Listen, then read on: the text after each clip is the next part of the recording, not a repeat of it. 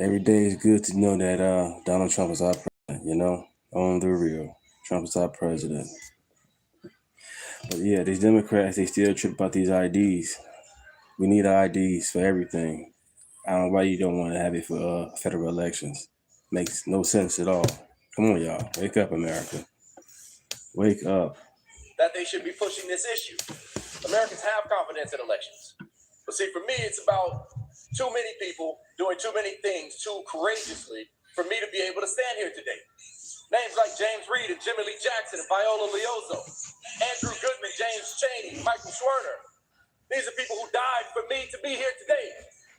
Congressman John Lewis, who most of you served with, died for me to be here today. And this bill would make it tougher than it has ever been in American history to register to vote at a time where we have the technological ability to be able to verify election eligibility.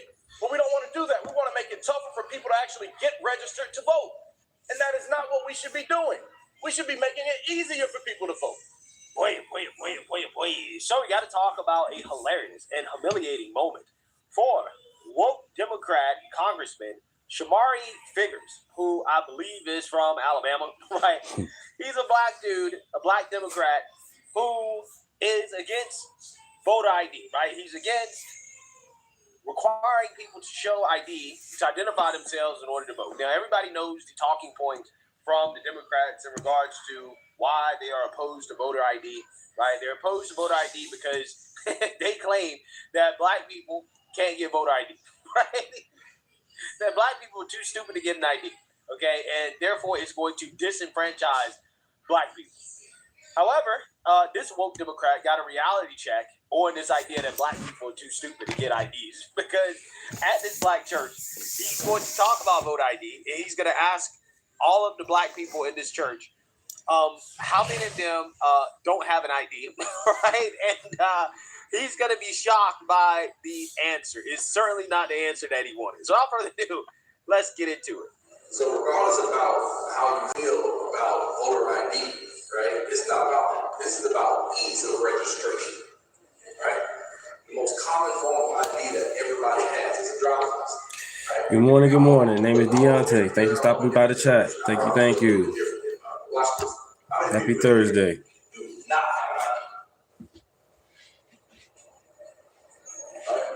Everybody has that, right? So my thoughts on it a little bit different.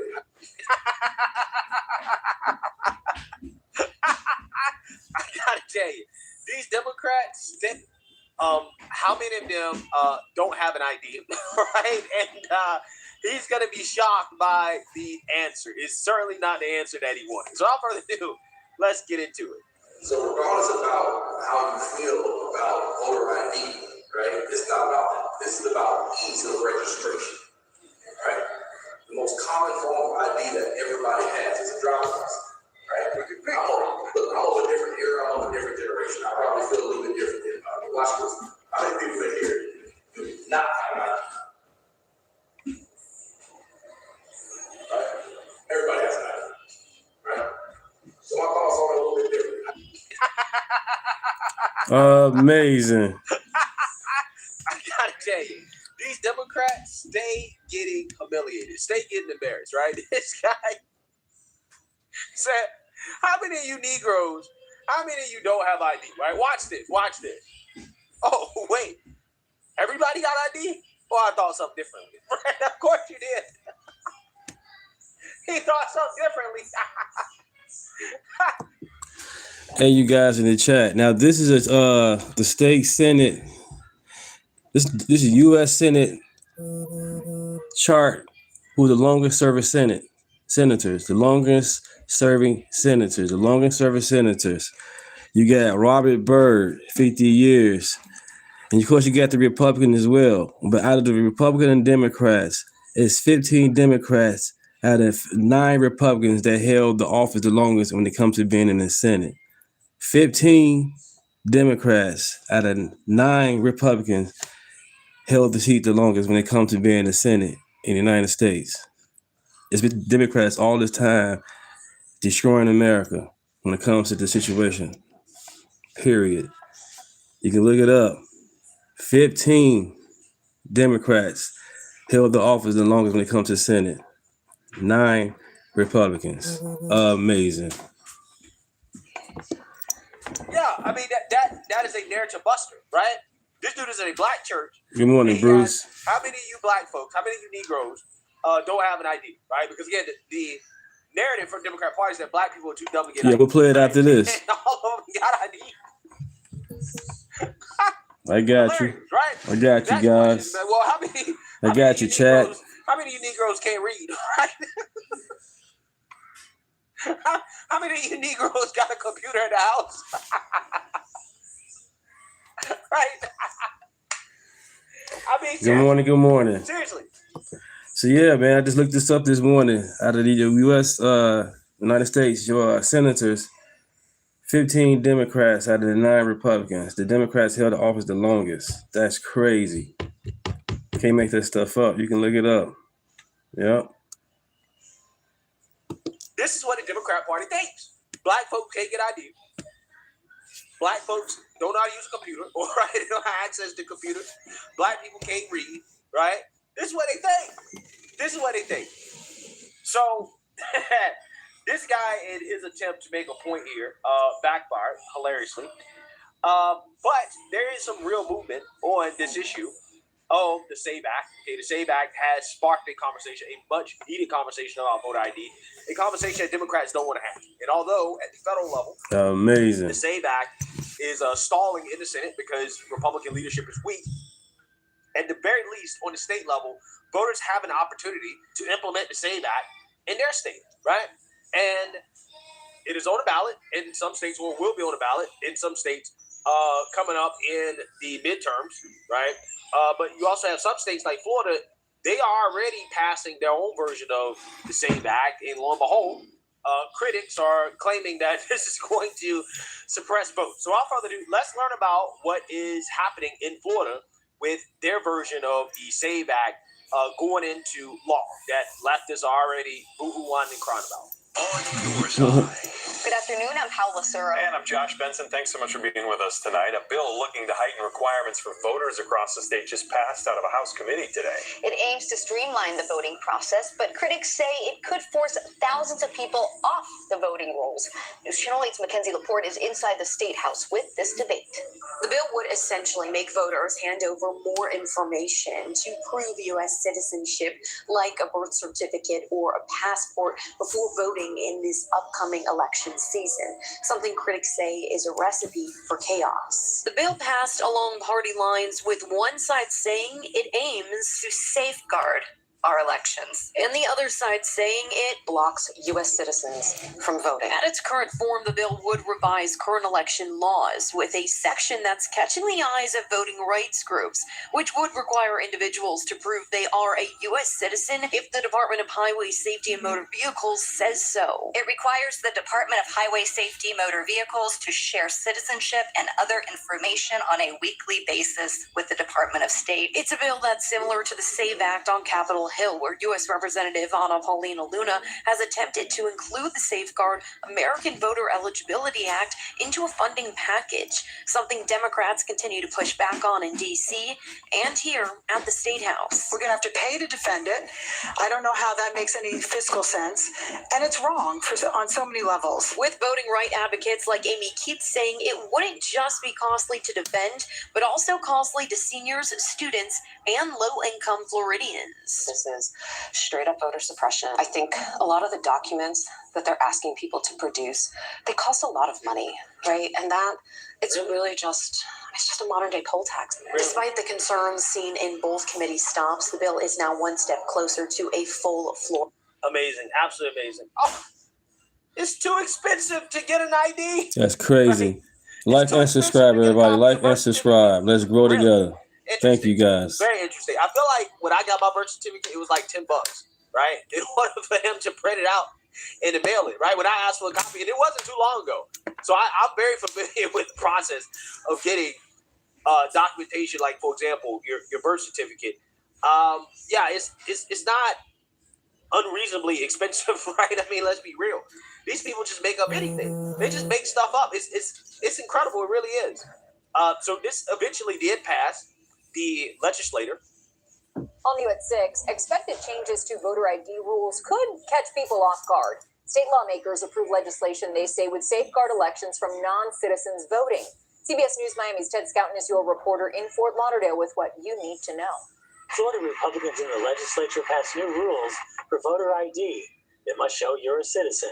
I think any time that the legislature is fixing problems that don't exist, it's a waste of taxpayer dollars. Voters are split. Can't you get like a Florida ID, even if you're not a driver's license? Yeah. Not a bad idea. Forms of ID that would be allowed include a certified U.S. birth certificate, a U.S. passport, a consular report of birth abroad, a Florida driver's license or ID indicating U.S. citizenship, a federal or state photo ID, or a federal court order granting citizenship. We feel good about the bill we passed.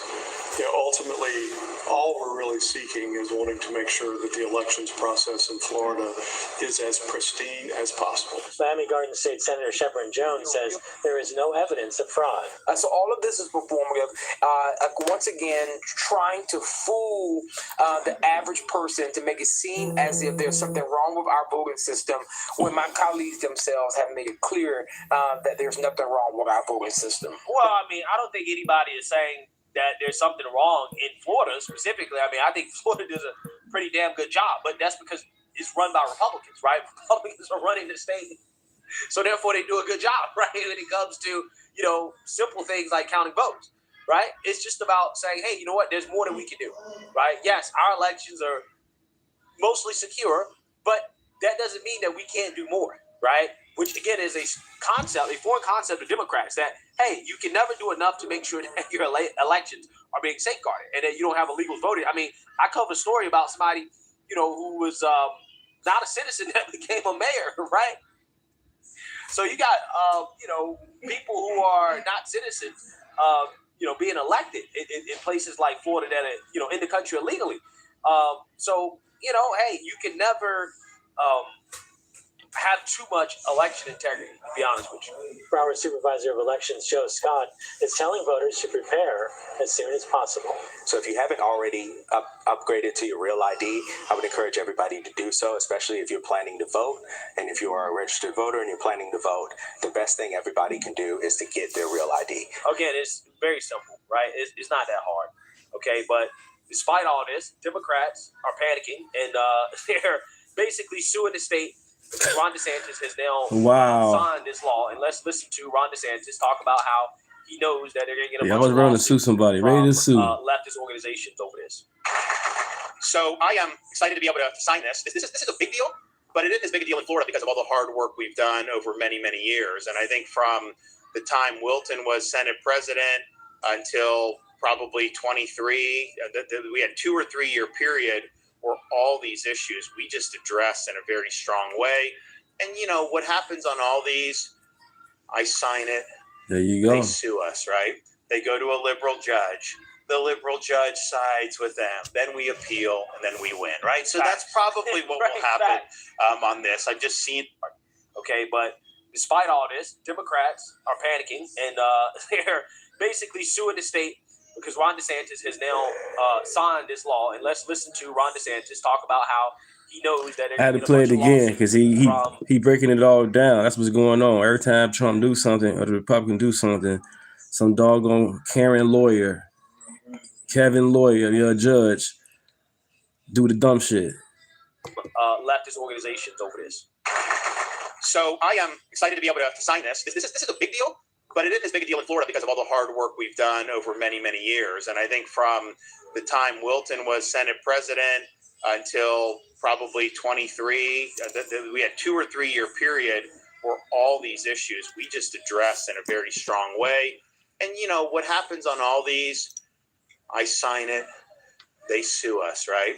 They go to a liberal judge. The liberal judge sides with them. Then we appeal, and then we win, right? So that's probably what will happen on this. I've just seen it enough. I've seen the song and dance long enough. But it's funny because anything that we do, we'll sign, they'll forum shop, they'll go to it. And there's some judges will rule against us 100%, no matter what, no matter how many times they get reversed.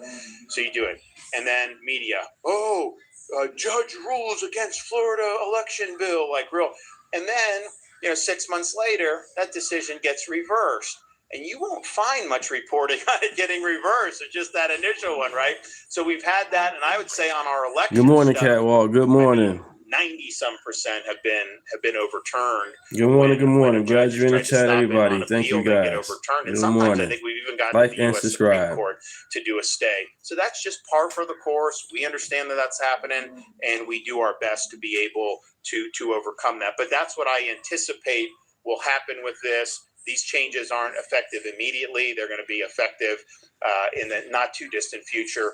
Nevertheless, I think they're going to try to do it. And I know there's a lot of talk about different stuff with elections federally.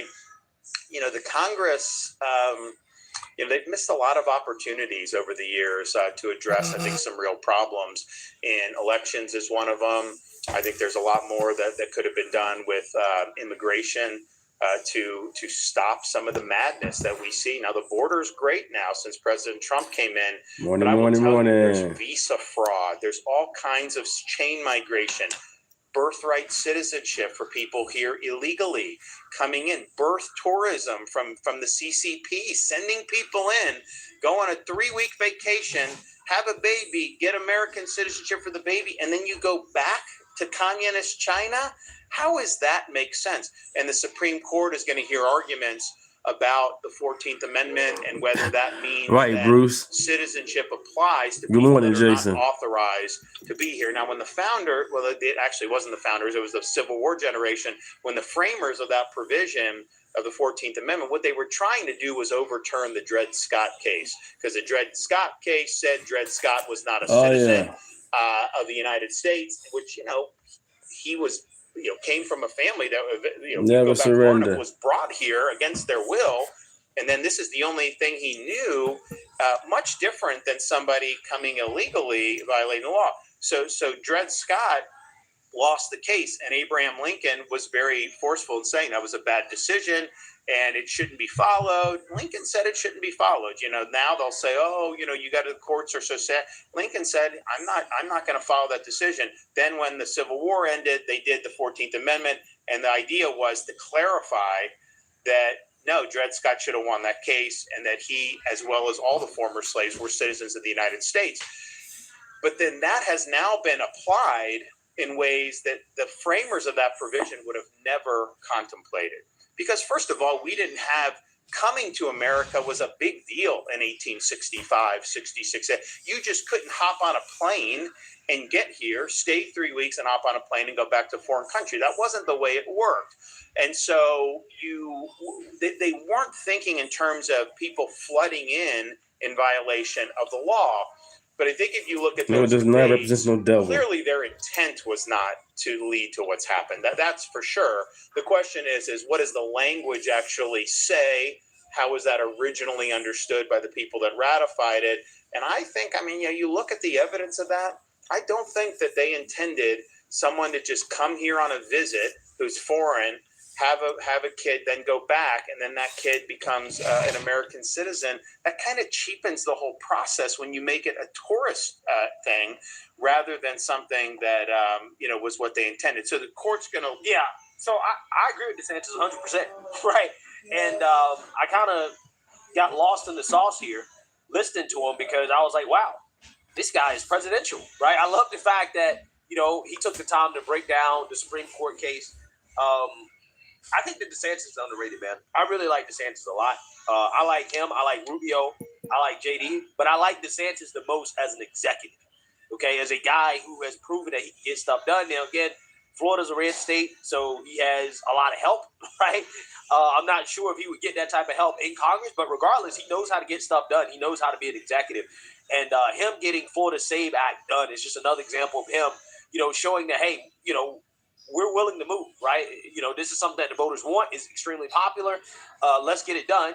Even though, again, in a state like Florida, it's not that big of a deal, right? Considering how their elections are already, pretty good, right? Pretty legit. They do it anyways, right? And that's what I like about DeSantis. And I think he makes a great point. But he is right about the fact that they're suing him already, right? So lawsuit filed minutes after DeSantis signs Florida's version of SAVE Act, says bill targets a fictional threat. So you have attorney Mark Elias, a Democrat operative filed a lawsuit challenging a new Florida election bill right after it was signed by Governor Ron DeSantis, seeking to block the law on First and Fourth Amendment grounds. Yeah, so you have multiple Democrat Party organizations and political activists who are speaking out about this. Okay, they're suing the state of Florida already. Apparently, the NAACP is involved, right? On behalf of the Florida NAACP and Florida Alliance for Retired Americans, moments after Ron DeSantis signed Florida's latest voter suppression bill into law, my firm sued, right? So they're suing on behalf of blacks, right, and older people who apparently can't get IDs, right? Can't get passports, can't get citizenship documents, right? Birth certificate. Apparently, they can't get these things, okay, according to Democrats. So the point is that just because the SAVE Act is stalling at the federal level, that doesn't mean that people can't do something about it at the state level. You can get out and vote, okay, in order to implement the SAVE Act in your state if it's on the ballot. You have Republicans in some of these red states already moving to pass their own version of the SAVE Act. So there's definitely momentum on this issue.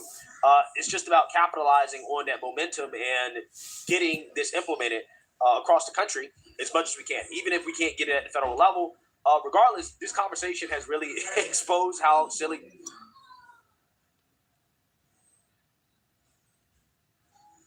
No, this is not AI. This is actually Trump trolling. Tonight I'm making a little speech at 9 o'clock, and basically I'm going to tell everybody how great I am. Want to really see something that said, take a look at what happened.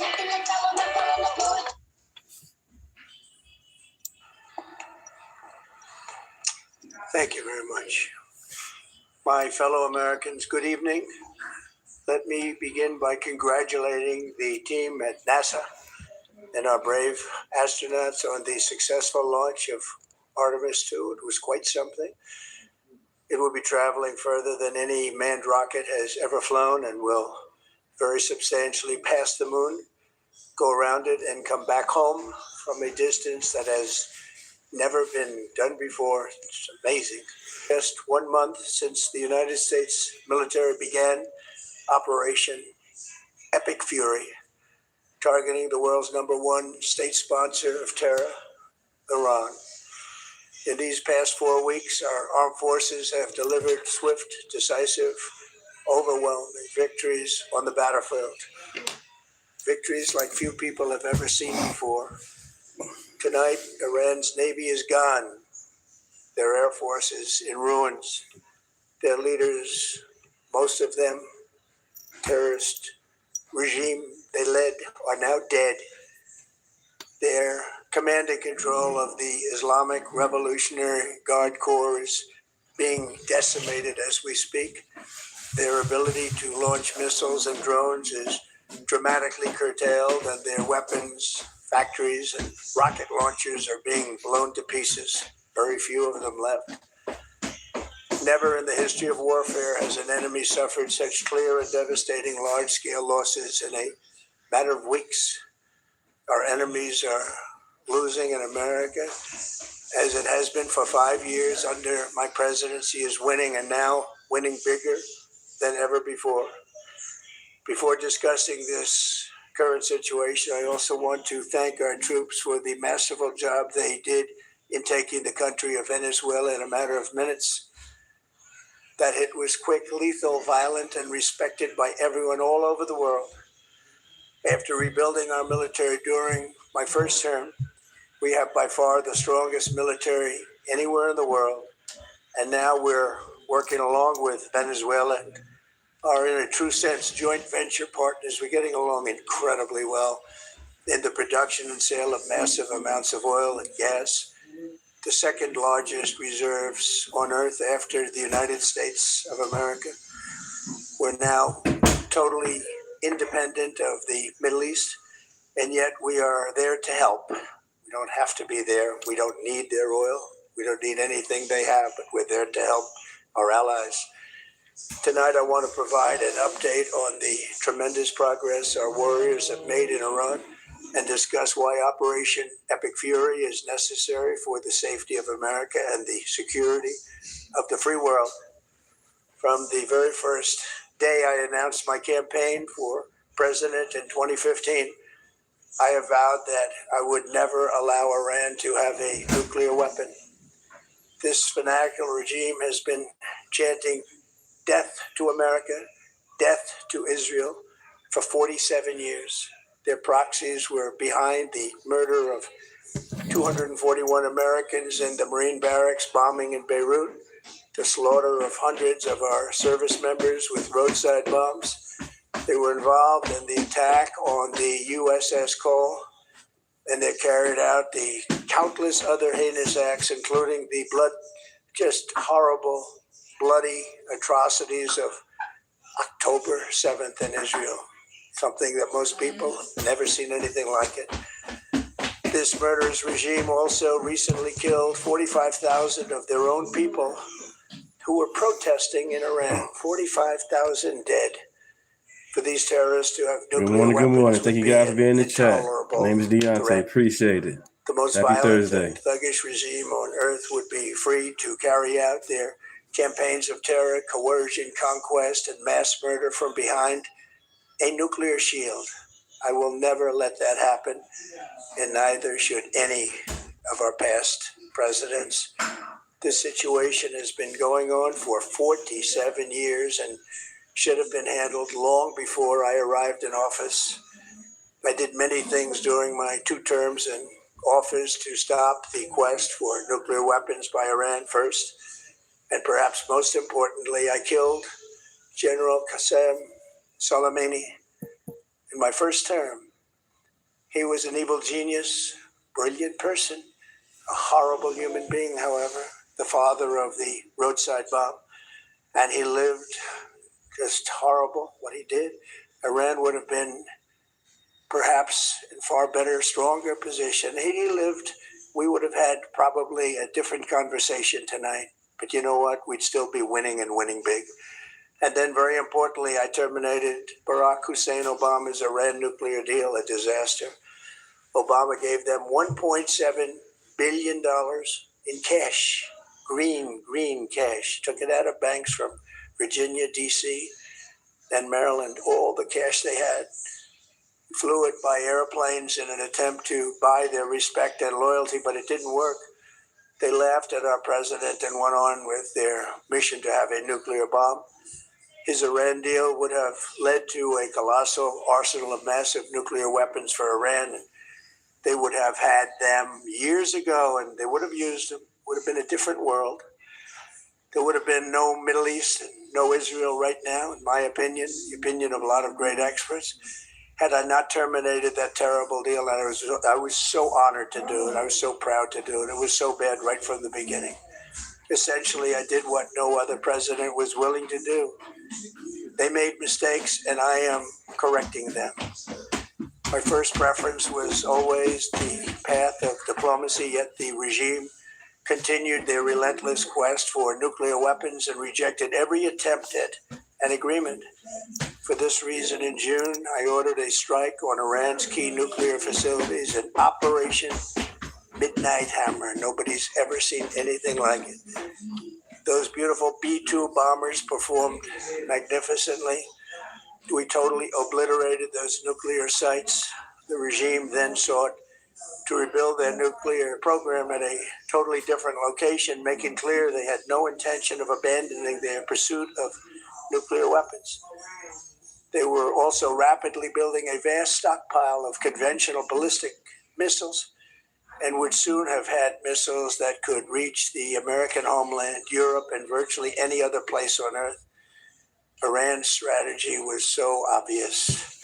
They wanted to produce as many missiles as possible, and they did, with the longest range possible. And they had some weapons that nobody believed they had. We just learned that out. We took them out. We took them all out so that no one would really dare stop them. And their race for a nuclear bomb, a nuclear weapon like nobody's ever seen before. They were right at the doorstep. For years, everyone has said that Iran cannot have nuclear weapons, but in the end, those are just words if you're not willing to take action when the time comes. As I stated in my announcement of Operation Epic Fury, Our objectives are very simple and clear. We are systematically dismantling the regime's ability to threaten America or project power outside of their borders. That means eliminating Iran's Navy, which is now absolutely destroyed, hurting their Air Force and their missile program at levels never seen before, and annihilating their defense industrial base. We've done all of it. Their Navy is gone, their Air Force is gone, their missiles are just about used up or beaten. Taken together, these actions will cripple Iran military, crush their ability to support terrorist proxies, and deny them the ability to build a nuclear bomb. Our armed forces have been extraordinary. There's never been anything like it militarily. Everyone is talking about it, and tonight I'm pleased to say that these core strategic objectives are nearing completion. As we celebrate this progress, we think especially of the 13 American warriors who have laid down their lives in this fight to prevent our children from ever having to face a nuclear Iran. Twice this past month, I've traveled to Dover Air Force Base, and it's been something. I wanted to be with those heroes as they return to American soil, and I was with them and their families, their parents, their wives, their husbands. We salute them, and now we must honor them by completing the mission for which they gave their lives. And every single one of the people, their loved ones said, "Please, sir, please finish the job." Every one of them. And we are going to finish the job, and we're going to finish it very fast. We're getting very close. I want to thank our allies in the Middle East, Israel, Saudi Arabia, Qatar, the UAE, Kuwait, and Bahrain. They've been great, and we will not let them get hurt or fail in any way, shape, or form. Many Americans have been concerned to see the recent rise in gasoline prices here at home.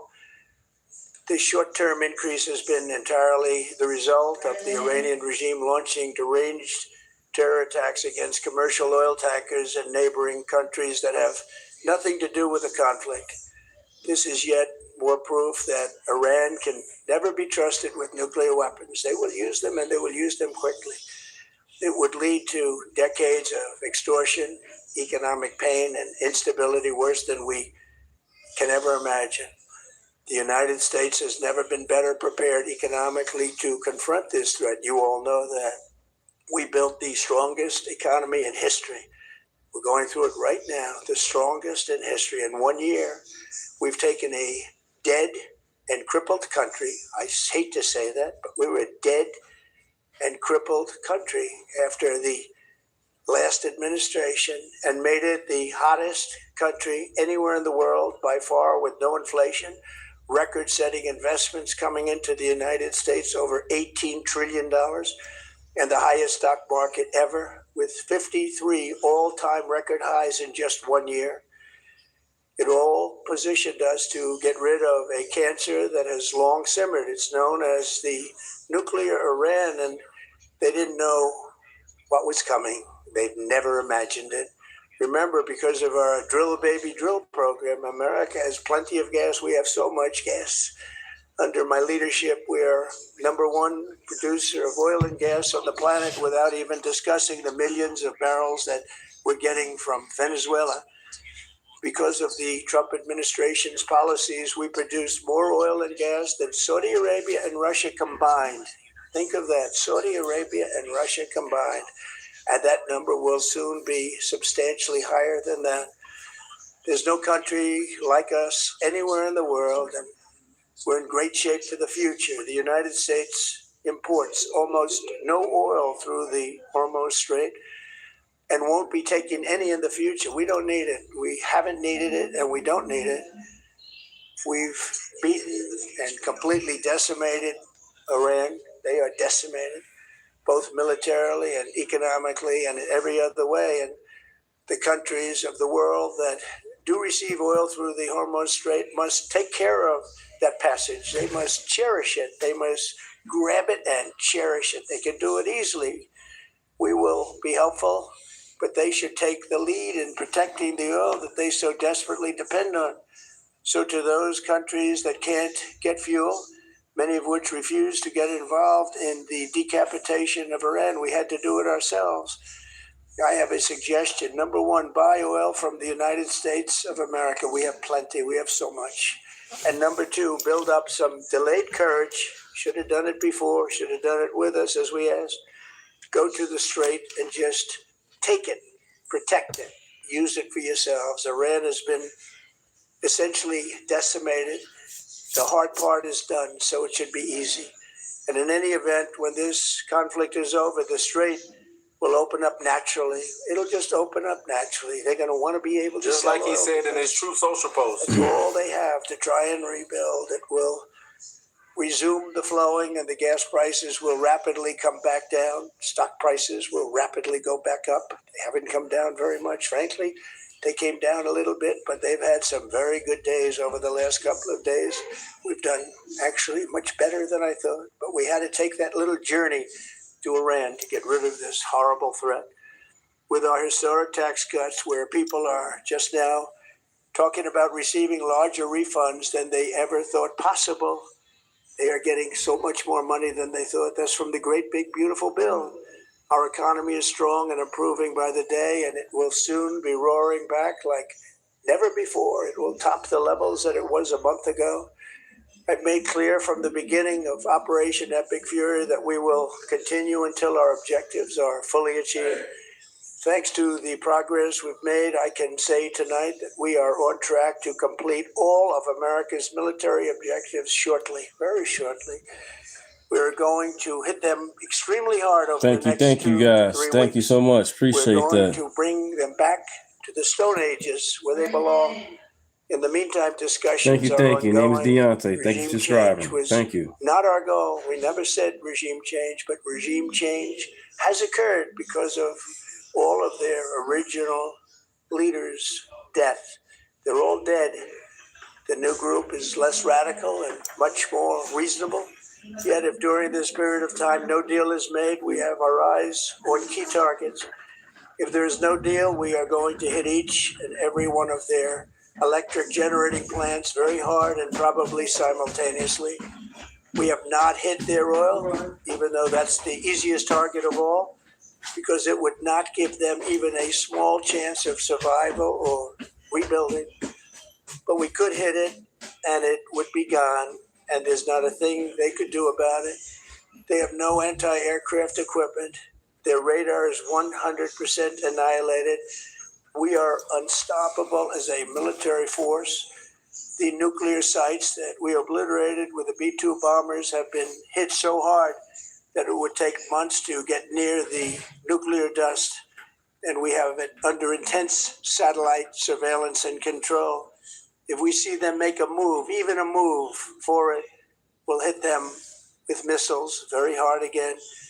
We have all the cards, they have none. It's very important. That's what I'm talking about. Hit them hard. In perspective, American involvement in World War I lasted 1 year, 7 months, and 5 days.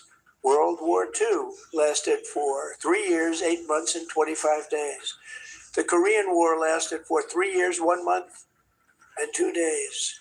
The Vietnam War lasted for 19 years, 5 months, and 29 days. Iraq went on for 8 years, 8 months, and 28 days. We are in this military operation so powerful, so brilliant against one of the most powerful countries for Thank you, guys. Thank you. Thank you. and the country has been eviscerated and essentially is really no longer a threat. They were the bully of the Middle East, but they're the bully no longer. This is a true investment in your children and your grandchildren's future. The whole world is watching, and they can't believe the power, strength, and brilliance. They just can't believe what they're seeing. They leave it to your imagination, but they can't believe what they're seeing, the brilliance of the United States military. Tonight, every American can look forward to a day when we are finally free from the wickedness of Iranian aggression and the specter of nuclear blackmail. Because of the actions we have taken, we are on the cusp of ending Iran's sinister threat to America and the world. And I'll tell you, the world is watching. And when we do, when it's all over, the United States will be safer, stronger, more prosperous, and greater than it has ever been before. May God bless the men and women of the United States Armed Forces, and may God bless the United States of America. Thank you very much and good night.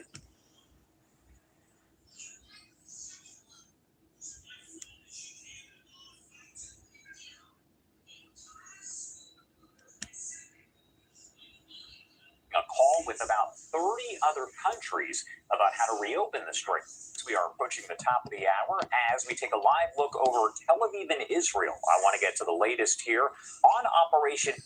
This is about 55 minutes ago. Epic Fury, of course, Israel's Operation Roaring Lion, as both were underway, and at this point it looks like it could be another 2, maybe 3 weeks, according to President Trump, until that operation is fully complete. Going to take this full to give you a look at the city of Tel Aviv here, as Iran today launching additional strikes on Israel, as well as the United Arab Emirates and other Gulf nations, as Operation Epic Fury is now officially in its second month. Iran also continuing with the chokehold there, so to speak, on the Strait of Hormuz, with British officials planning a call with about 30 other countries about how to reopen the strait. President Trump insists the strait can be taken by force, but explained that other countries must, quote, build some delayed courage and, quote, go take it. Trump maintains Iran's military has been, quote unquote, decimated. A spokesperson for Iran's military, though, claiming his country has hidden stockpiles of arms, munitions, and production facilities. Lieutenant Colonel Ibrahim Zolagari said, quote, the centers you think you have targeted are insignificant, and our strategic military productions take place in locations of which you have no knowledge and will never reach. Just before President Trump began his address to the nation last night, explosions were heard in Dubai as air defenses worked to intercept an Iranian missile barrage. After the president was done, Israel said its military was also working to intercept incoming missiles as sirens sounded in Bahrain, home to the U.S. Navy's 5th Fleet. I want to pop this up on your screen, coming in from the Department of War Rapid Response Team. This is part of that address to the nation last night from President Trump. It says, quote, in these past 4 weeks, our armed forces have delivered swift, decisive, overwhelming victories on the battlefield. Tonight, Iran's Navy is gone. Their Air Force is in ruins. Also mentioned here that we did have some new video coming in from CENTCOM. Want to pop this up on your screen as well. This is from really just about an hour ago as they released that, along with a little information here.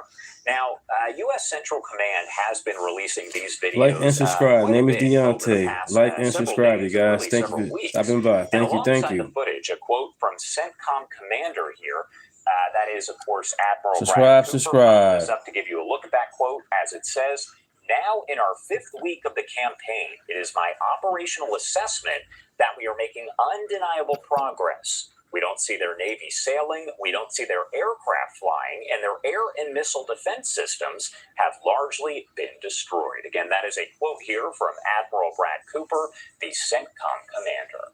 I mentioned President Trump's address to the nation last night, about 20 minutes in length, but I want to play a portion where he talks just a little bit about where things stand at this point. This was essentially the start of that speech. As we speak this evening, it's been just 1 month since the United States military began Operation Epic Fury, targeting the world's #1 state sponsor of terror, Iran. Like and subscribe if you guys haven't already. Like and subscribe. Delivered swift, decisive, overwhelming victories on the battlefield. Victories like few people have ever seen before. Iran's Navy is gone. Their Air Force is in ruins. Their leaders, most of them, terrorist regime they led, are now dead. Their command and control of the Islamic Revolutionary Guard Corps is being decimated as we speak. Their ability to launch missiles and drones is dramatically curtailed, and their weapons, factories, and rocket launchers are being blown to pieces. Very few of them left. Never in the history of warfare has an enemy suffered such clear and devastating large-scale losses in a matter of weeks. Our enemies are losing in America, as it has been for 5 years under my presidency, is winning, and now winning bigger than ever before. And again, this is some of the video there coming in from CENTCOM a bit earlier on this morning, showing those operations there as they played out just hours ago. Now, it's also important to note, as I mentioned here, that President Trump said that essentially Iran's military, its stockpiles there, had been, quote-unquote, decimated, quote-unquote, obliterated. However, we are also hearing some new information that is coming in out of Tehran. Take a look here at some of the video. Thank you, guys. Thank you. Appreciate it. Military claims his country has hidden stockpiles of arms, munitions. Thank you, guys. Really appreciate that. Thank you. Again, that is a quote from Lieutenant Colonel Ibrahim Zolagari, who said, quote, "The centers you think you have targeted are insignificant, and our strategic military productions take place in locations of which you have no knowledge and will never reach." Again, there is so much to this, so I do want to bring in a friend of the show here. We have Mark Chandler, who is the Director of Government Relations at Coastal Carolina University and Professor of Practice, also a former Senior Defense Intelligence official. Mark, as always, we definitely appreciate you taking the time to join us and helping to break down all of the latest developments here. Well, good morning, Josh, and thanks for having me today. Of course. And first off, I want to talk to you just a little bit about what we heard from that Iranian military spokesperson, saying that they have underground hidden ammo, munitions, arms, production facilities, all of that hidden underground. Any surprise, and do you really put any, I guess, thought into what Iran and their leadership even has to say? Well, on something like this, you've got to look at how Iran is going to focus on the bluster and really try to stand up and not show any weakness in the face of the military pounding that they're taking at this time. But I do want to put some stock in what he says in regards to their underground storage facilities. That's one of the hardest parts. They do have an extensive underground storage and production capability. And so we know that.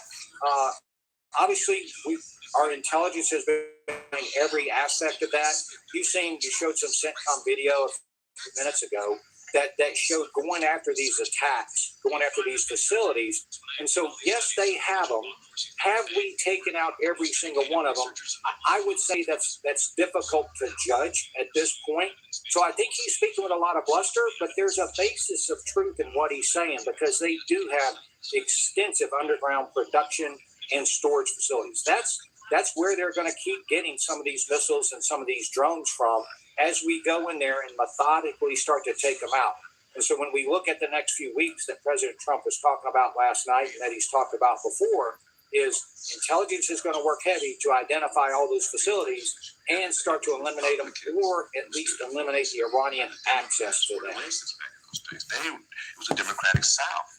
This veteran is truly hurt by this veteran, Scott Jennings this veteran is truly hurt by what the Democrats and these black liberals need this wake-up call. The Republican Party has either not told a story well, or a story has been hidden and contained by the liberal media. There would be no Voting Rights Act if it hadn't been for Republican Senate and House members. There would not be the legislation we have today. It was Republicans who stood up for that stuff. The Democrats were the racists back in those days. It was a Democratic South, and those Democratic governors were the racists. But again, history has been kind of rewritten. The Republican Party in Texas was started on the 4th of July, 1867 in Houston, Texas, by 150 blacks and 20 whites. Parties were started in the South by African Americans. In the state of Texas, 2 of our first 3 statewide Republican chairmen were African American. These black liberals need this. Talking a little bit about President Trump's address to the nation last night, it was about 20 minutes in length. He talked about the goals of the war, what has happened so far, what happens next, saying essentially that 2 to 3 weeks more until Iran, their regime, is essentially wiped out, gone there. So what I wanted to ask you is, what stood out to you about the remarks from President Trump? Is there anything that you were maybe hoping to hear that you didn't? What stood out to you overall? Well, if I can kind of start at what I was hoping not to hear, and that is, I was hoping we wouldn't hear a deadline.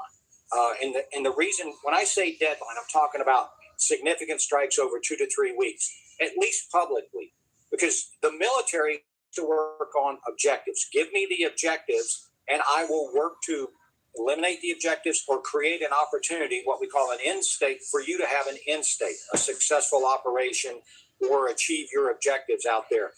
If we're publicly telling the adversary, and in this case Iran, we're giving you 2 weeks, and then we're going to fight you for that, and then we're going to ease up after that, all they know they've got to do is hold out for 2 weeks. Let's not be so public about a timeline. Let's let this play out. And it could have to play out, Josh, for another month or 2 months to achieve the military objectives we need to accomplish everything we're trying to do. So that's what I was kind of hoping I wouldn't hear is let's don't put a timeline on military operations. They're very fluid and dynamic. We're having phenomenal success, but don't tell Iran how long it has to hold out. Now, as for some other aspects of it, I like how he laid out the objectives. We're going after the nuclear weapons program. We have set that nuclear weapons program back years, if not at least a decade. I mean, yes, we've pounded the facilities. We've gone after things. So we have gone after their entire production capacity, a lot of their development. We haven't taken out their knowledge, although we've killed a lot of scientists and engineers. We haven't taken out the knowledge that's there, but it's going to take them years to rebuild it. So tremendous success there. We're working on taking out their ability to export offensive operations around the region. Yes, they're still doing it, but not at the level that they were. They have to wait a little while before they can mask the type of missile barrages that they were early. So you'll see that capability, but we're eliminating that, having tremendous success looking at that. He did talk about the Straits of Hormuz, and I think his language last night was a little bit softer than he has been in some of the other public discussions about that. But no, we don't get our oil from the Strait of Hormuz. Our allies do. And I think what he did is he put a marker to the allies that if you want this open, you have to help. 2 things with the U.S. military. We do have the capability to open the Straits of Hormuz and to conduct those operations. But right now, with the offensive we're doing, we don't have the capacity to do it. So those other nations need to step up. And I think today, they may have started that with that meeting they're having in Europe. So I like how he laid that out. And I really like, because I've written about this before, so it's kind of an opinion here, is how he laid out the history of how Iran has destabilized the Middle East for 47 years. Through their negotiations, through their export of terrorism, through their threat to gain a nuclear weapon. I think he laid that out very well. And they have been personally, directly responsible for killing thousands of Americans. So I think that case got laid out. If we can just start to get past the point of we're fighting, now let's understand and work our way through. So I thought overall it was very good. President Trump, during that speech, he essentially called this a decisive time as the operation moves forward here. And he's talking about the operation as a whole and taking out the current Iranian regime. Do you agree with that assessment, saying that this is a decisive moment, not just for the U.S., but also for the Middle East? Well, 2 perspectives on your question, Josh. So hopefully I'll get in front of them right when I give you this. I think we're at one of the like and subscribe, everybody. Thank you, guys. Thank you. 47 years, this regime appreciate it. Kind of monopolized how international relations go, the international economy, all emanating from this one area. They controlled the Straits of Hormuz and shut it down before, and there's been no significant retribution, so they still maintain that capacity. So we're looking at a change. Pretty much my entire adult life, I've dealt with this Iranian, not thorn in our side, but complete theocratic, autocratic control of this regime over so much of not just the region, but the world. Now, on the second thing about this regime, we could be reaching a culminating point. If we hit them hard for the next 2 to 3 weeks, we could be at what we call the culminating point of starting to create a crack. Notice I didn't say we're going to get rid of the regime, but starting to create a crack. And people need to understand, 47 years of indoctrination by this regime, by the Islamic regime, and the religious fanatics that control that have created multi-layers that we have to work our way through to crack an opening for the people to rise up. They fear getting out in the streets. They fear going after it because there's still such control. And it's integrated in just about every point of society, Josh. When you look at how the IRGC, not only are they military, they're security, internal security, and they're part of the society and their whole economy. So it's so integrated, we have to get down through multiple levels. And I think the weak point now, or actually the point I would go after, is crack the IRGC and some political individuals. Kind of, if we can create a crack in there, what we would call the center of gravity for military operations, then you're going to see that open. Can we do it in the timeline the president laid out is the big question. Talking about the Gulf Arab nations, we know, I mentioned this a short time ago, that we were hearing some explosions that were reported over in Dubai in the UAE. Essentially, it sounds as though those were because of interceptions of missiles that were fired by Iran. But as you see Iran firing not just at U.S. assets, not just at Israel, but essentially at these Gulf Arab nations, is it likely that they do want to play a role overall in entering this conflict, entering the war more so than they have so far? I'm a little surprised they haven't at this time started more offensive operations, Josh. I know that they are encouraging us behind the scenes and even some in public to continue this and press on till this Islamic regime is removed. So we do have their support in that regard. But what we need is we need to take some of the pressure off of our offensive requirements that we have out there. But there's a trade-off that we have to look at. If I incorporate all these other nations into my offensive operations, that adds a degree of complexity to the military campaign. And now I have to coordinate with units and aircraft, which is a very complex situation that I don't normally fly with. So maybe let's just keep this in an area where it's the U.S. and Israel flying together for what we call deconfliction purposes and try to avoid the fratricide, friendly, incidents like we had with Kuwait and the F-15s early on in the campaign. Let's avoid that, allow us to continue our operations, and perhaps bring them into the fight a little bit more willing.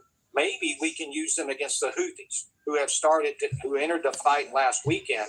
Maybe we can use UAE and Saudi Arabia, since they previously fought the Houthis, to take some of that pressure off of us so we don't have to worry about that. We can start to work it. I think they want to get involved. I think their decades of appeasement to the Islamic regime are over. We just have to figure out a way to get them in there without creating more problems for our operations out there. As far as watching this whole situation play out, again, we have been watching very closely. You and I have discussed this a lot, talking about the developments that take place pretty much hour by hour, day by day, a lot of different developments. So the president, as you mentioned, did suggest that all of this could wrap up in a matter of weeks. So realistically speaking, what would have to happen for this to be over, for this to end? Well, Josh, I'm gonna look at. Let me start with the objectives he laid out. Eliminate their nuclear capability, their ability to gain a nuclear weapon. That's done. Eliminate or degrade their ability to launch ballistic missiles against their neighbors and the drone attacks. In other words, to hold the region at hostage with these offensive capabilities, since they've gone after all these economic targets across the Gulf states throughout the region. So eliminate that, take that down to capability out there. And then gain control of the Straits of Hormuz. Reopen that. Although it wasn't necessarily a smoking objective, we're distancing ourselves from that. That's part of what we're doing. And then stop the export of terror and destabilization activity via the proxies and Iranian military operating throughout the region. We're doing well on those objectives. But I would say that we need to look at the tactical situation, and that's where we're winning. We are winning hands down the tactical battles. Yes, they're firing back, but we're defending against that. Strategically, if this regime stays in place, they will always control the Straits of Hormuz. So how do we get to the point to get to talks? And remember, Iran, I don't want to underestimate our adversary. Iran has successfully strung along the United States and Western powers for 40-something years through negotiation. So we have to recognize and give them their due and understand who we're negotiating with.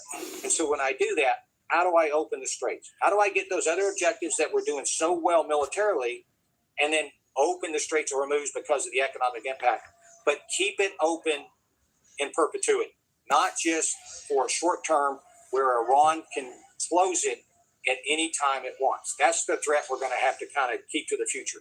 We're weeks out, I believe, from having that set up.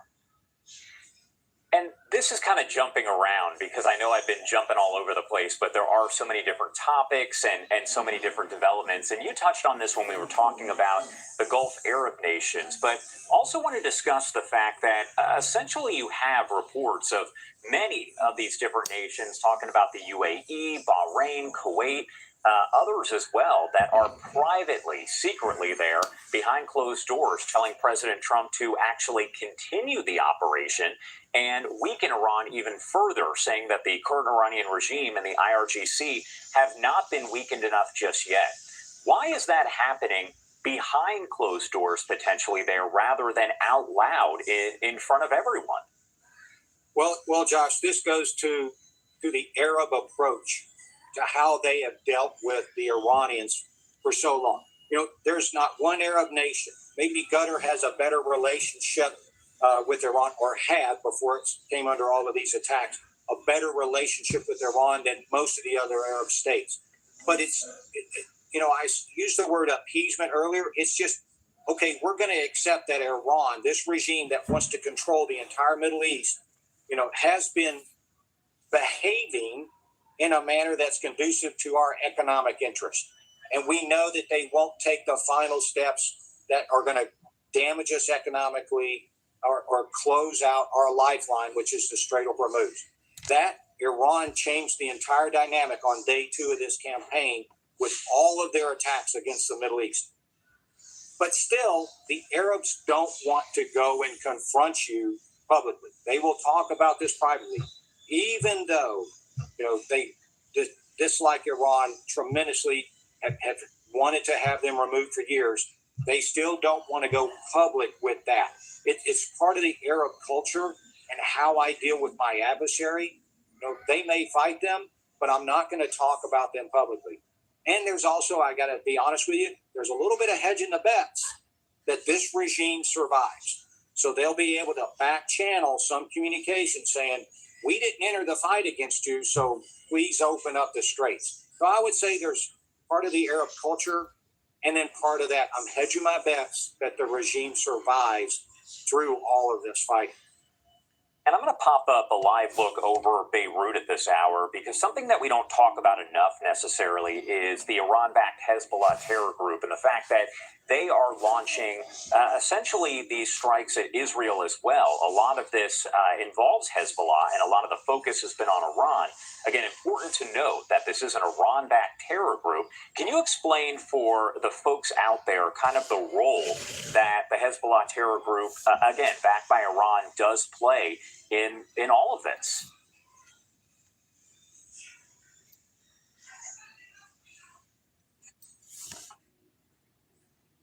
All right, unfortunately, it looks like we have lost Mark Chandler again. Coastal Carolina University, a great friend of the show who helps break down all of the top stories related to Iran. But in the meantime, I do want to pivot to some more headlines, international ones at that we are still covering for you here at Live Now from Fox. And some developing news in regards to the U.S. and Venezuela and some of the relations there. Bringing up here some images of the acting president, Delcy Rodriguez. So the Associated Press saying this, the U.S. just yesterday lifted sanctions on Venezuela's acting president, according to an Office of Foreign Assets Control entry on the Treasury Department website. The newly announced sanctions relief is the latest U.S. recognition of Rodriguez as a legitimate authority in Venezuela ever since the U.S. military captured her predecessor, Nicolás Maduro, and his wife on January 3rd in Venezuela's capital of Caracas. The pair have been taken to New York to face drug trafficking charges, and both have pled not guilty. But I want to stay with these developments. Joining us next into the conversation is going to be William Leogrand. He is a specialist in Latin American politics and U.S. foreign policy toward Latin America with American University. William, good morning. Good to have you on today. Thanks for having me. So this is a major development when it comes to the U.S. and Venezuela, what those operations are looking like at this moment. But can you explain to us a little bit what the primary objective was for the U.S. to lift these sanctions against the acting president? Well, as a sanctioned person, U.S. businesses were not able to engage in any kind of transactions with President Rodriguez. And she's proven to be a very cooperative partner with the United States ever since she became president.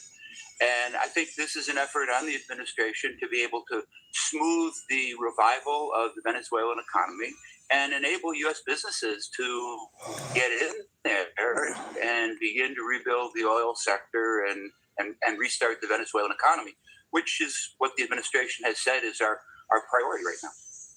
Something else that was interesting, given the introduction I just made, was that the Associated Press said that this relief is the latest U.S. recognition of Rodriguez as the legitimate authority there in Venezuela.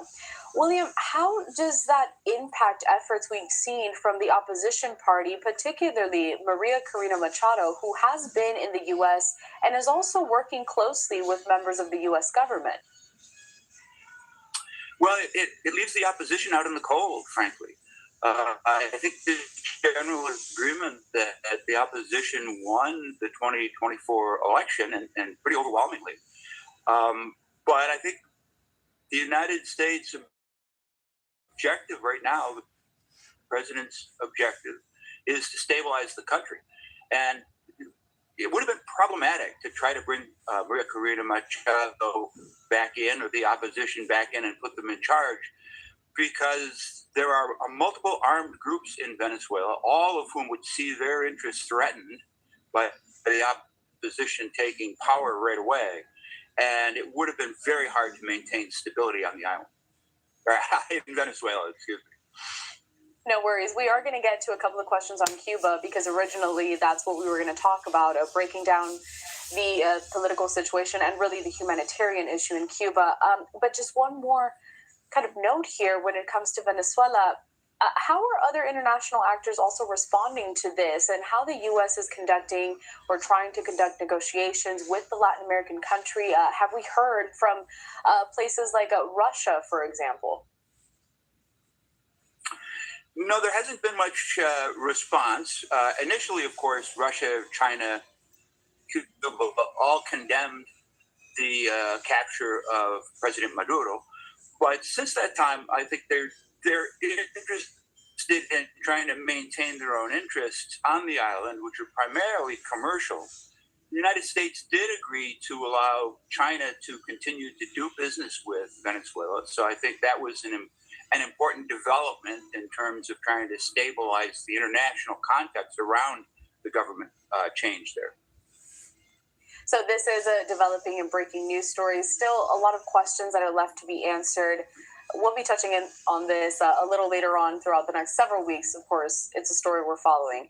William, let's turn now to another situation that we have been covering also for the last several weeks. It is the situation down in Cuba, and really what the state of the economy is there at this time. I want to bring up some images that we are getting out and around the island.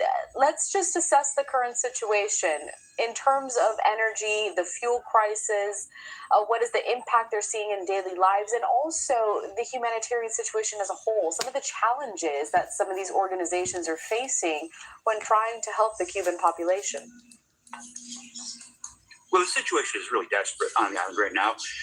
You can't run a modern economy without energy, and the Cuban government really is running very short of fuel ever since the United States first halted the shipment of Venezuelan oil to the island, and then imposed this oil blockade in which the president threatened to impose tariffs on other countries sending oil to Cuba, either as humanitarian or as a commercial venture. So lights are out more hours than they are on. There are shortages of food. Hospitals are in a difficult situation because not only does the electricity go out, but they don't have fuel to run the generators to keep things going. Public transportation has broken down for lack of fuel. Factories are closing because they don't have electricity. So the situation is bad, and it's getting worse. Recently, we did see that a Russian tanker was able to reach the island there amid that critical energy shortage. And kind of going back to some of the comments we've heard from President Trump, a few times we've heard him say things to the effect of Cuba is next in regards to the Trump administration, what they're focusing on in terms of foreign policy. How is that specifically being interpreted? What are the goals that the U.S. is trying to achieve with its latest decisions regarding Cuba? A couple of months ago, the administration issued a new national security strategy document in which it called for U.S. preeminence in the Western Hemisphere. And I think what we're seeing is first Venezuela, next Cuba, perhaps after that Nicaragua, the administration really going after regimes in the Western Hemisphere that have historically been adversaries of the United States. So I think that's the aim. Whether or not the administration is seeking a full, complete collapse of the Cuban government or replacement of the Cuban government, or something more like the Venezuelan situation, where the government simply becomes more open to cooperation with the United States, more open to U.S. investors, U.S. commerce, that's going to be really critical. The Cubans have been signaling recently that they're open to some kind of economic accommodation. We know that there's a dialogue going on between the two sides, but we don't really know very much about it, how far advanced it is, or what items have been put on the agenda.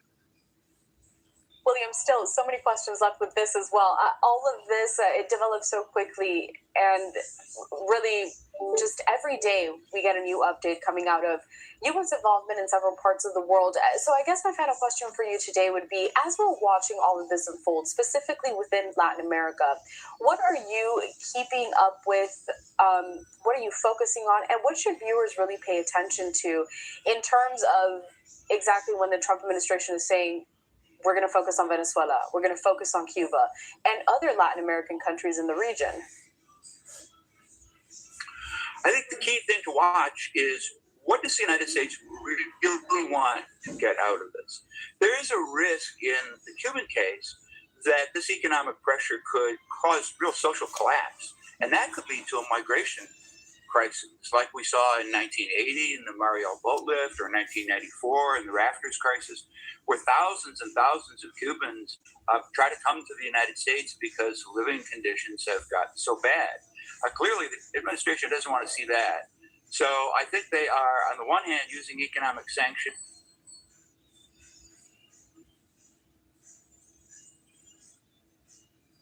It's about using your legal rights to take control before. He just used the door if he wants to get inside McDonald's.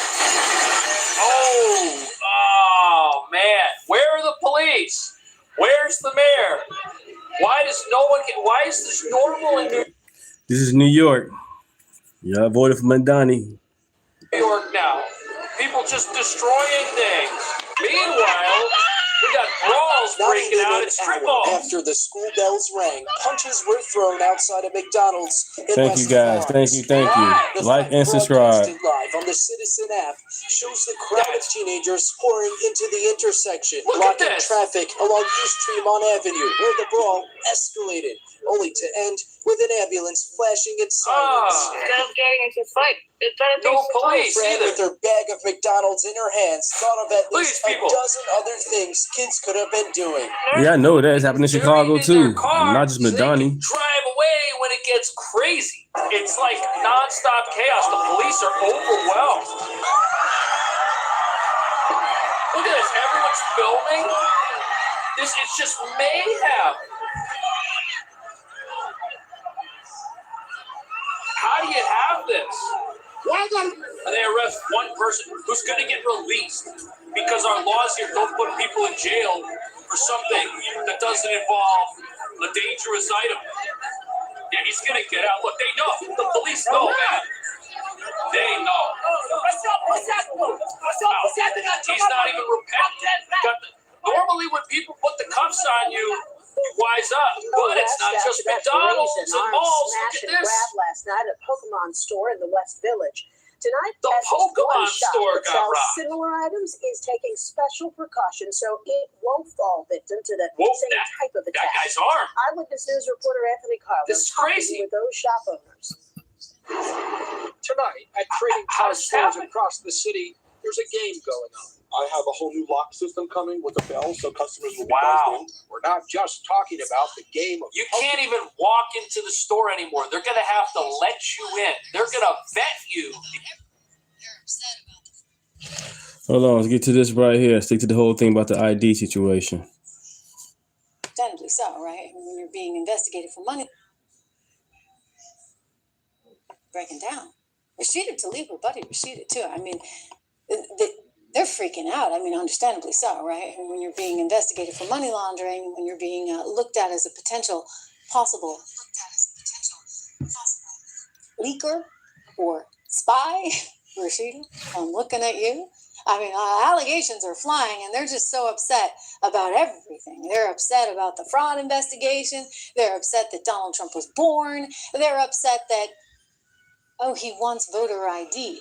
And he's going to get voter ID, the Save America Act, as it is known. So Rashida and Ilhan are both out speaking about this wherever and whenever they can. And I guess Ilhan decided to take to some event there last night in Minneapolis, in that area in her district. And I guess forgot the makeup, but we'll leave that aside. Here she is, going on, and she seems increasingly nervous. And I just have to ask you this question. She's going to say at some point, think about this, 50% of America is not going to be able to vote. 50% of America does not have an ID? Excuse me, Ilhan? I mean, who the heck is voting for you? We are looking at in Washington, D.C. is the SAFE Act, which is a piece of legislation that is in regards to, they say, creating a safe election. And we say it is a bill that disenfranchises half of the population in the United States. Woo! Half the population in the United States of America. You're disenfranchised. Half the population is not going to be able to vote. I think that might just be a little teeny tiny bit of an exaggeration, a fraudulent claim. We shall say, no, Ilhan, I'm sorry. Like, if you can't get an ID, I don't know what to tell you. You need an ID literally for everything. Every year when I register my kids for school, I need IDs, right? You know, I have some kids in private school, some in public, and in the public school, I got to show everything. I got to show where I live. I got to divulge it all, right? Like all kinds of requirements just to go to school, for my kid to go to school. So guess what? If I walk into a doctor's office, I got to show an ID. If I get on a Greyhound bus, I got to show an ID. This is the world nowadays, okay? IDs for everything. If we want to go and see you speak at the Democratic National Convention, which sadly some people do want to go to and see her speak at, we need an ID. Heck, if you want to shovel snow for Mamdani, he wants 2 IDs. So let's just say, when you say, Ilhan, that it's 50% of the population, I'm saying you're kind of losing me. I'm getting sick and tired of all your damn lies. It's a bill that requires for people to show a proof of citizenship. You know that majority of married women who have changed their names, who might not have access to their original birth certificates and all the documents that they need in time to be able to vote on any of the primaries that are happening in the next few weeks. Okay, I'm sorry, that's actually just, or the November election. That's just flat out wrong. Another example, today I had to call my city hall to get one of my kids in one of the community sports, and there was an attendant that came on the line, and it was a recording, and the first thing on it was, For copies of birth certificates, press 1. Like, all right, like, you just go to your city hall, okay? So wherever you were born, for anybody who's curious about this, if you need a copy of your birth certificate, and I've needed it at various times in my life, I was born in Portsmouth, New Hampshire, and guess what? I call up Portsmouth, New Hampshire, or I go into City Hall, and I ask for it, and they got it, okay? It's not hard. It's not hard. And so they're trying to create all these obstacles, and you've got to ask yourself, why? What is it they're so afraid of? Is it all illegals voting for her? I mean, they're all worked up about all this. They're so upset. Oh, gosh, Gavin Newsom's already said he's suing the president because the president put in by executive order that they're going to cut down all that absentee ballot stuff because they want to prevent all these shenanigans. Well, Rashida, who is, I'm just going to say, seemingly not so much on our side, but on the side of Iran and on the side of Gaza and on the side of the Palestinians and like not on our side, is saying this today. And it's like a no makeup day. I mean, between Ilhan and Rashida, who, all right, I don't mean to be mean, maybe just a little. I think she needs to shower. No matter how Republicans try to spin it, the SAVE Act is voter suppression. This isn't about election security, Mr. Speaker. It's about election takeover. President Trump and Republicans know that their policies are deeply unpopular with the American people. So what are they doing? They are trying to rig the elections. They want to force Americans to produce a passport or a birth certificate just to register to vote. They know full well that only about half of Americans have a passport. They know it costs money. They know it takes time. That's the point. They want to make it harder for many of our neighbors to be able to vote.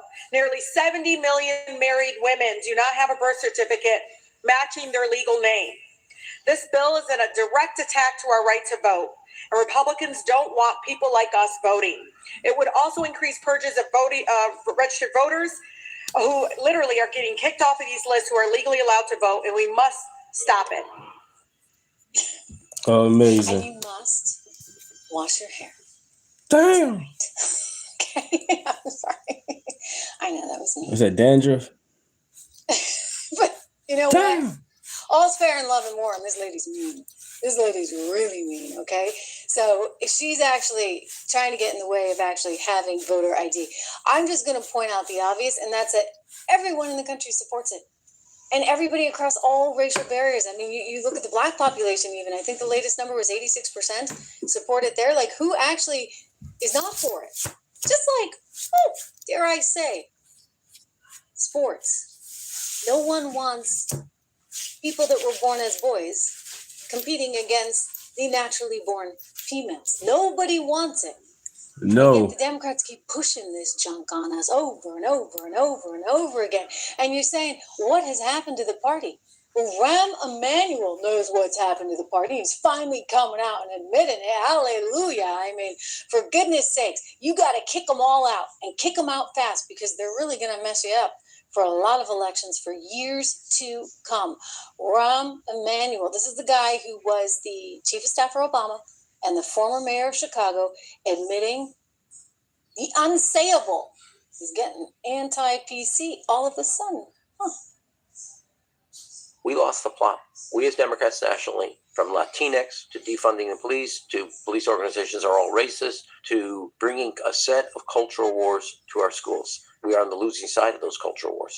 Full stop. You are worried about bathroom access and locker room access. Why don't you focus on classroom excellence? You have 50% of our kids not reading at grade level. Well, they can just say we can do both. You've proven you can because you've permitted a 30-year low in reading and math scores, and nobody seems to be calling the whistle on this. We've lost the plot.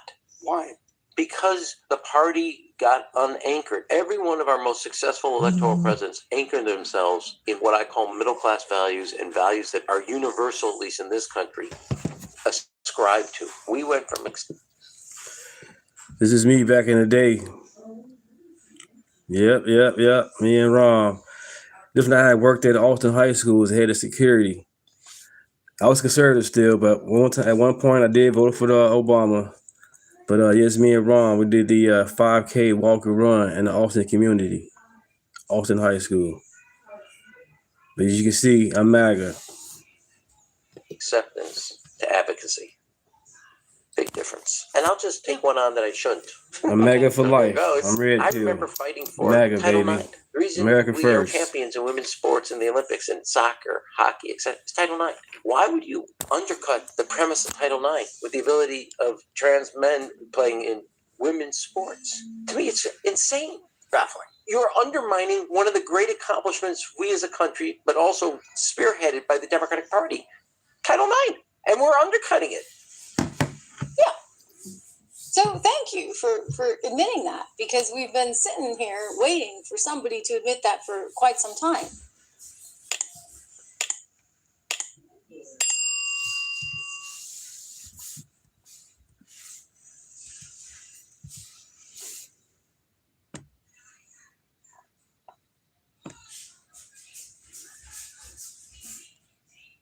With a special guest on today, we're going to talk about something very crucial here.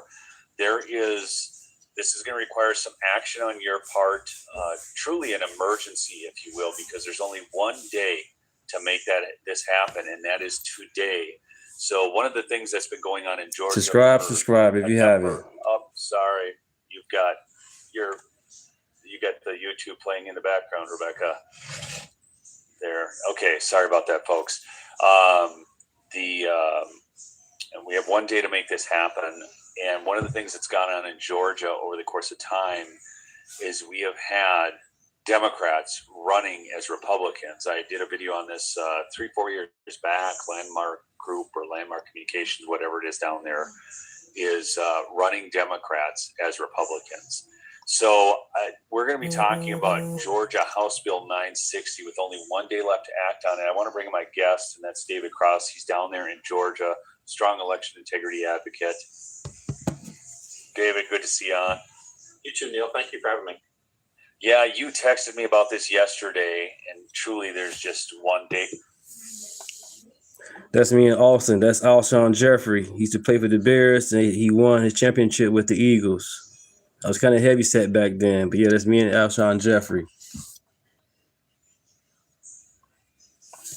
That was in 2008, or 18, matter of fact, 2018, as you can see. Day left to make a change on this, and this bill could die. But this is Georgia House Bill 960. I'm going to let you comment on it here, David, but I'm going to just give you what the mainstream media, this is what the AI pulled off the mainstream media, meaning like the Atlanta First News, Chattanooga Times, this type of thing. It says, Georgia House Bill 960 is a controversial I'm a cubby. approved by the Senate that would mandate statewide hand-marked paper ballots, replace electronic scanners, say it ain't so, and publicize voter lists 5 days before advance voting. It was originally a minor judicial bill that was gutted and replaced with these election changes. Comment on that, Dave. Yeah, so where we are is for like the last 5 years, you know, me and a virtual army of other people, advocates have been trying to take back the sovereignty of our vote in Georgia. And what most people don't understand is that civilized nations throughout the Me world, and Danny Davis. process Me and Danny Davis. where they count ballots, Shit. none of them. Me and Jesse White. None of That's them Jesse White. use machines Jesse to White. calculate their That's votes when I was a barber. because of concerns about integrity and accuracy and security. So only banana republics use machines to count their votes. And what's crazy is that banana republics use the same machines we have in Georgia to count their votes. So we've got to get rid of these things. This House Bill 960 is the closest thing. It's the closest we've gotten to the goalpost for being able to do hand-marked, hand-counted paper ballots. It's widening the margin. If it used to be that a loss could only be recounted if it was in within 0.5% or something like that. So that margin is being widened. We were originally trying to get it to be 5% to make it very broad, but it's been narrowed. That's part of it, and the voter list. The voter list is critical because we've been trying to do me and Jason Frazier and a bunch of other people have been trying to do everything we can to clean up the voter list in Georgia.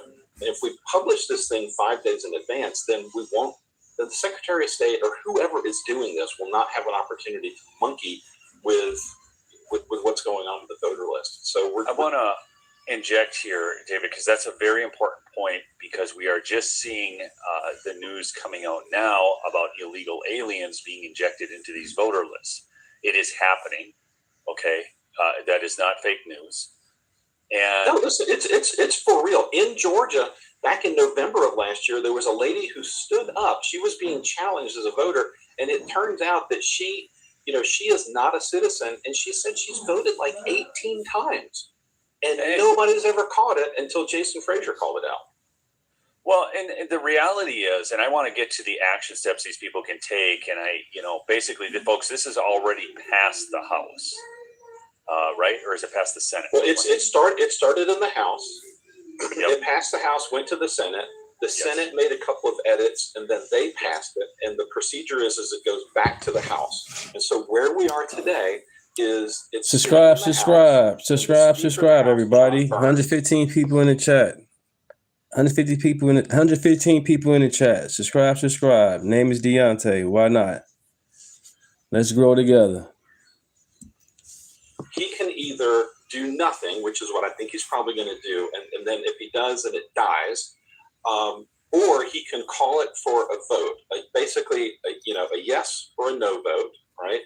And if it ends up being a no vote, then it goes to to conference committee one more time to iron out any kind of issues, and then it goes back for for a final vote, like at the last minute. That can all happen. This is a good bill, right? And there's some people that'll say, oh, it's a really long bill, right? And what I'll tell you is that in Georgia a couple days ago, I think it was House Bill 1193. I might be butchering the number, but anyway, it had to do with literacy in Georgia. I think the thing was like 75 pages long. And I guarantee you, none of them read it, and it all passed. How long are the bills that pass out of the U.S. Congress that they have do a lot screen together? No problem. I mean, that's the dumbest argument at this point. I don't mind sharing my platform. Certainly, they could read it, but I'm gonna give you some numbers, some emails. In fact, thank you. Let's do it. Let's grow. Let's do it. Go to messages on there, find David Cross's message, and then scroll up, and there's just get a screen grab of that. You're going to have to change that out on StreamYard on how you share the screen, but we're going to share those here with you folks too. But John Burns is the Speaker of the House of Georgia. Yes. Then Jan Jones is the Speaker pro tempore, right. And Chuck Frustration. Yep. Sounds like frustration. Is he frustrating? No, anyway, he's actually a good guy. He's a friend of mine. But the thing is that he's a politician. All right, he's a politician. All these people are politicians, and I hate to say it. I would really sincerely like for them to be on our side, but they're really on their own side. Whatever. Tech Fam TV, not a problem, bro. The same thing here. Shout out to you as well. Thing that I really want your viewers to take away from this is if you can call or if you can email, particularly if you're out of state, email them. And let them know that this is the House Bill 960. It's important to get it onto the floor for a vote today. But please, please, please be super nice and sweet to these people, because if you're angry and vengeful and say what a horrible person you are, they're just going to ignore you, and it's going to go in the garbage. So be nice, be kind, and just say, for the love of country, please bring this bill to a vote. Okay, and to David's point, and I'm going to post. I'm going to throw up in the chat here. I'm going to throw up I'm going to start with John Burns here. But if you're in Georgia, give him a call. Yes. Okay. If you're in Georgia, give this John Burns, the Speaker of the House, a call. 404-656-5020. If you are, not from Georgia, send an email. That's john.burns@house.ga.gov. Again, this is House Bill 960, dealing with election integrity. To David's point, you're going to say, for the love of country, can you please pass Georgia House Bill 960? He's the one that actually has to bring it to the floor. Correct. to get a vote on it. If he doesn't do that, it doesn't go anywhere. If you're in Georgia, I also want to encourage you strongly to call your specific representative. Okay, call your specific representative and get them on it. We've also got Jan Jones. I'm going to put her information in another. What am I trying to say? Another message, another comment, another chat. Okay, you got it up, Rebecca. Look at you.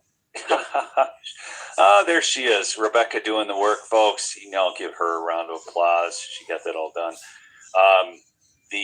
So there they are, and I'm gonna also put the last one in the chat. So again, these are the people: Chuck, Jan, and John. Chuck, Jan, and John. The phone numbers are right there. If you're in Georgia, please give them a call.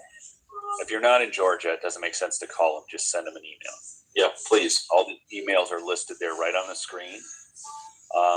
But I want to talk a little bit more specifically about this. Bring up the Holly Kessler post, Rebecca, the Incredible News Georgia HB 960. So you can see this passed 32 to 21. And this again, hand-marked paper ballots, stronger risk-limiting audits, public voter lists before every election, real accountability to keep our rolls clean and trustworthy. The only way these people are able to do this is with dirty voter rolls. Would you agree with that, David? Yeah, totally. Because what they're trying to accomplish is, when you have dirty voter rolls, it gives people the ability to scan extra ballots, so that runs up the denominator, in the equation, and then anybody who's able to to hack in, through, there's several different vectors to do it. You can change those outcomes. But the thing is that you have to have ballots in the system, and the dirty voter rolls make it so that those things can be manufactured, by sending them out to just nonsense addresses, or they can send to real addresses, but you don't have anybody there to pick it up, and then you have harvesters that go out and pick them up out of mailboxes. Yeah, well, I think I saw a movie about that. Turning in ballots to drop boxes. I can't remember the name of that movie. What was it? 2,000 Mules. Anyways, that's what it is. 2,000 Mules. You're right. That's what it is. Thank you, guys. Thank you. This is why Trump is going after these voter rolls. Now, surprisingly, folks, you might find this to be a shock. Most of the time, it's been Democrat states fighting Trump on this. Idaho is not turning over their voter rolls. Similar to Georgia, similar to South Carolina, we have some what should be reliably red states that support voter integrity, and they are not. And you have to ask yourself why. Yeah, and what people need to understand, Neil, is that all this manipulation that's going on is job security for politicians. Because when I used to think Georgia was like a solidly red state, and we have a good Republican governor. The governor in Georgia, all he cares about is himself. I've never seen somebody that is so self-absorbed and so self-centered as Governor Brian Kemp. But what I can tell you is that the Republicans and Democrats here, they wear those labels. Like I put on a different sport coat or different shirt, every morning. It makes it so that you can identify who they are. But in reality, once they get elected, and bear in mind, there are a few out there that are good apples, all right? But the vast majority, they're part of the political class, okay? And you and I are not part of that club. It's a very exclusive club. But once you get into that club, you then have opportunities to drink from the fountainhead of the state, to get certain deals, to get things, for your friends, to get, business deals and whatnot. And so they milk it for all it's worth. And taking back our elections with the hand-counted, hand-marked paper ballots, or human-counted, hand-marked paper ballots, this is the first logical step in taking back the sovereignty of our vote. Speaking of all this fraud going on and sovereignty and all that, I want you to make your own sovereign decisions regarding your Medicare, because people are being defrauded I partner with Chapter. I'm very proud to partner with Chapter. They're one of the best sponsors I've ever worked with. And they are saving people big money, $4,000, $3,000, $2,000 a year. The average savings is $1,100. Seniors are getting ripped off on their Medicare, folks. So give them a call at 832-761-2660, 832-761-2660. That's Chapter. Give them a call. Save some money. Again, not big government, not big insurance. They're independent.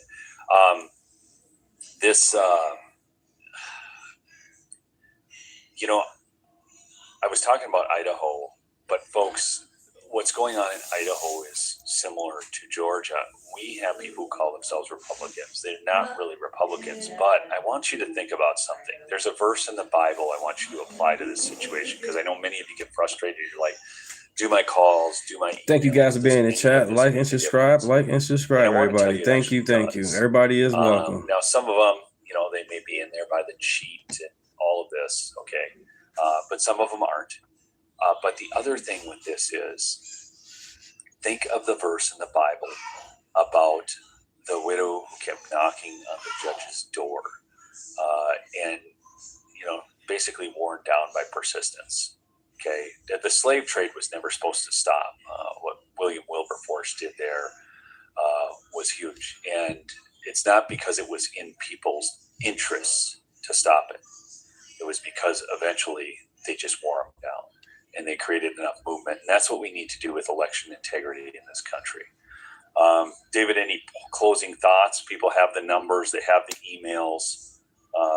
Give me your final thought. This has to happen today, right? I mean, this is it. It has to happen today. So explain the timing on this for people. Yeah. So here's the day.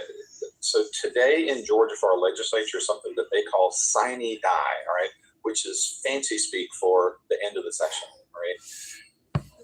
The legislative session ends today. They're down there right now, horse trading and working on things. And this year in Georgia, more bills were presented than at any time in the history of the Georgia legislature. So I don't think we necessarily need a lot of new laws and bills and things like that. What we need is to effectively run our government, and it needs to be run by the people. So today's the last day. Please, as soon as you finish watching this, click those links, make those telephone calls, freeze that screen, whatever you have to do to get those email addresses or those phone numbers, make those calls. And again, be kind, be nice. The old saying of you catch more flies with honey than you do with vinegar totally applies here, because I can tell you from experience, I've gone down there fire and brimstone and you just get ignored. So don't fall victim to that. All right. Just keep it professional, keep it nice. Tell them it's imperative that we get this, and let them know too that civilized countries count their ballots with human beings by hand, not with machines. And this is a step to go in that direction. Yes, and they do it openly and transparently. They have observers. Okay, there's poll watchers. It's real thing. Yes, to ensure that people, the citizens, have trust and safety in the election process, because if you don't have clean elections, you don't have anything. Again, you're going to want to reach out to John Burns, Jan Jones, and Chuck Effistration. If you're in Georgia, call them. If you are not in Georgia, email them. Rebecca's going to bring that back up on the screen right now. And you will see those. So John Burns, it's just john.burns@house.ga.gov. Yep. They're all basically their name, last name @housega.gov. And there's all their phone numbers too. John Burns is the biggest one. If you are in Georgia, use the phone, please. And I want to just see here in the chat, can you guys just comment who?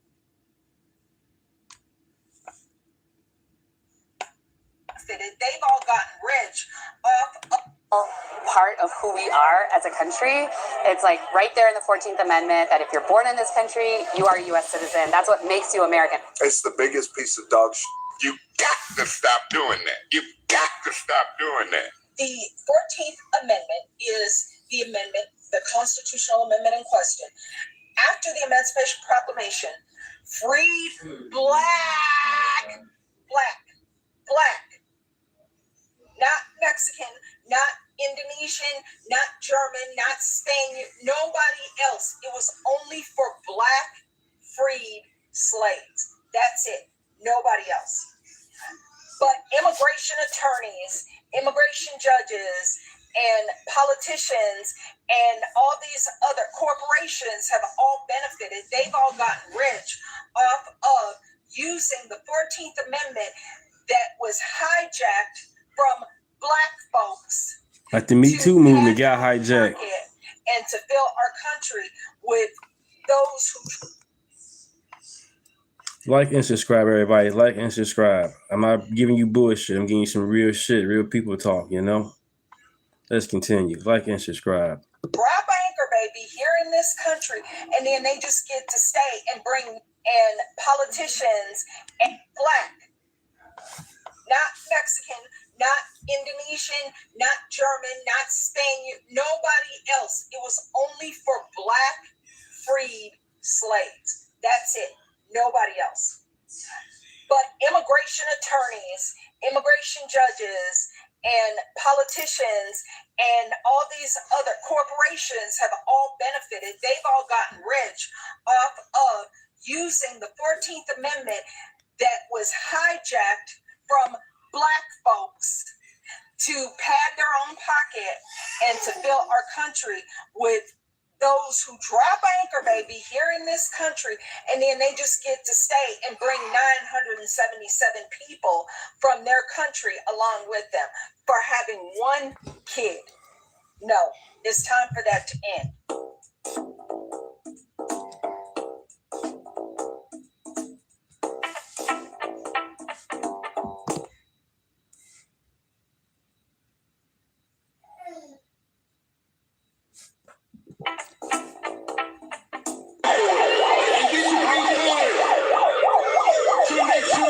Why they gotta be dressed like that? Take it serious. If you're gonna protest and all that, do your thing. It's gonna be funded. Take it serious. They out there with fraud costumes on.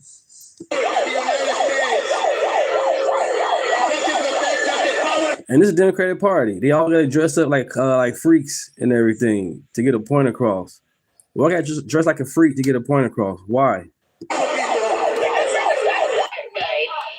Look at this. Weirdo.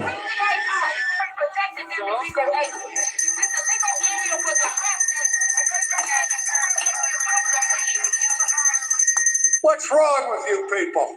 Let's start here with some examples of some of the types of individuals we could be talking about, like Juan Carlos Valencia Gonzalez. Now, Juan Carlos Valencia Gonzalez was born in Santa Ana, California in 1984. His parents were from Mexico. He happens to also be the stepson of El Mencho, the leader of the Jalisco New Generation cartel. And now he is reportedly leading that very same cartel. And here's the thing. He is a United States citizen by birth. And it doesn't stop there. Reports of foreign wealth being used to manipulate the system. One Chinese billionaire reportedly has more than 100 U.S.-born children through surrogacy. The idea, build a future family and a business succession plan. Some clients, by the way, request up to 100 babies via multiple surrogacies. It can cost as much as $200,000. And why would they do that? Because babies born here are automatically U.S. citizens. Also, surrogacy is illegal in China. Nearly 41% of international surrogate I was born and raised in Chicago. I'm 43 years old. Are Chinese. So why is this such a debate? Look around the world. Much of Europe has restricted birthright citizenship. Asia basically ended it. The United States, still one of the few countries around the world that sits as an outlier. Supreme Court and Again. American constitutional law has long Why? held that not everybody Why? who is born on American soil is in fact an American citizen. For instance, the children of diplomats, Native American children, the tribes who still have tribal relations, the children of an invading army, of course, would not be considered and never have been considered American citizens. And I think that logic applies here whenever you have somebody who crossed the border illegally, is not subject to the laws of the United States. Engage with you. I'm right here. What you want to engage about? You know I'm MAGA all day. I'm not here to change nobody's opinion. I'm not here to change nobody's opinion to be MAGA, not MAGA. But I'm MAGA for life, period. So I'm not here to change you, and you can't change my opinion, period. And that means that not only are you subject to our laws, but you have to the United States, which of course does not apply to illegal aliens or their children. We have veterans. The suicide rate is still roughly 20 a day. We have kids all over this country that can't afford or don't have access to textbooks. And instead, we're having to fund this illegal tidal wave, this invasion. Look, Joe Biden let in millions of people. Under any other terms, that would have been an invasion. He'd be charged with treason. But he used the southern border to allow our cities to be overrun. And so enough is enough. And we can look to Europe. Look what's happened in London. Look at Paris. Look at the crime rate in Rome. And then zoom out to Sweden. You know, the UK and Sweden have become the rape capitals of Europe. Why? That's what I'm talking about, Dave. Countries to be invaded by migrants. Not on my watch. I've got several pieces of legislation that will basically overhaul our immigration system. And at the end of the day, this is our country. We get to decide who comes in, and we get to decide who has to leave. All right, y'all. So every year around this time, many seniors, 65 or older, are surprised to learn that their Medicare plan no longer covers the doctor. And I need you to come to the front of the room because I have a proposition for you, girlfriend. Tonight, don't lock your doors. As a matter of fact, the more I think about it, just forget that. Just leave the door wide open. Just leave it wide open, honey. If you got a screen door, take the screen door off. Leave it wide open.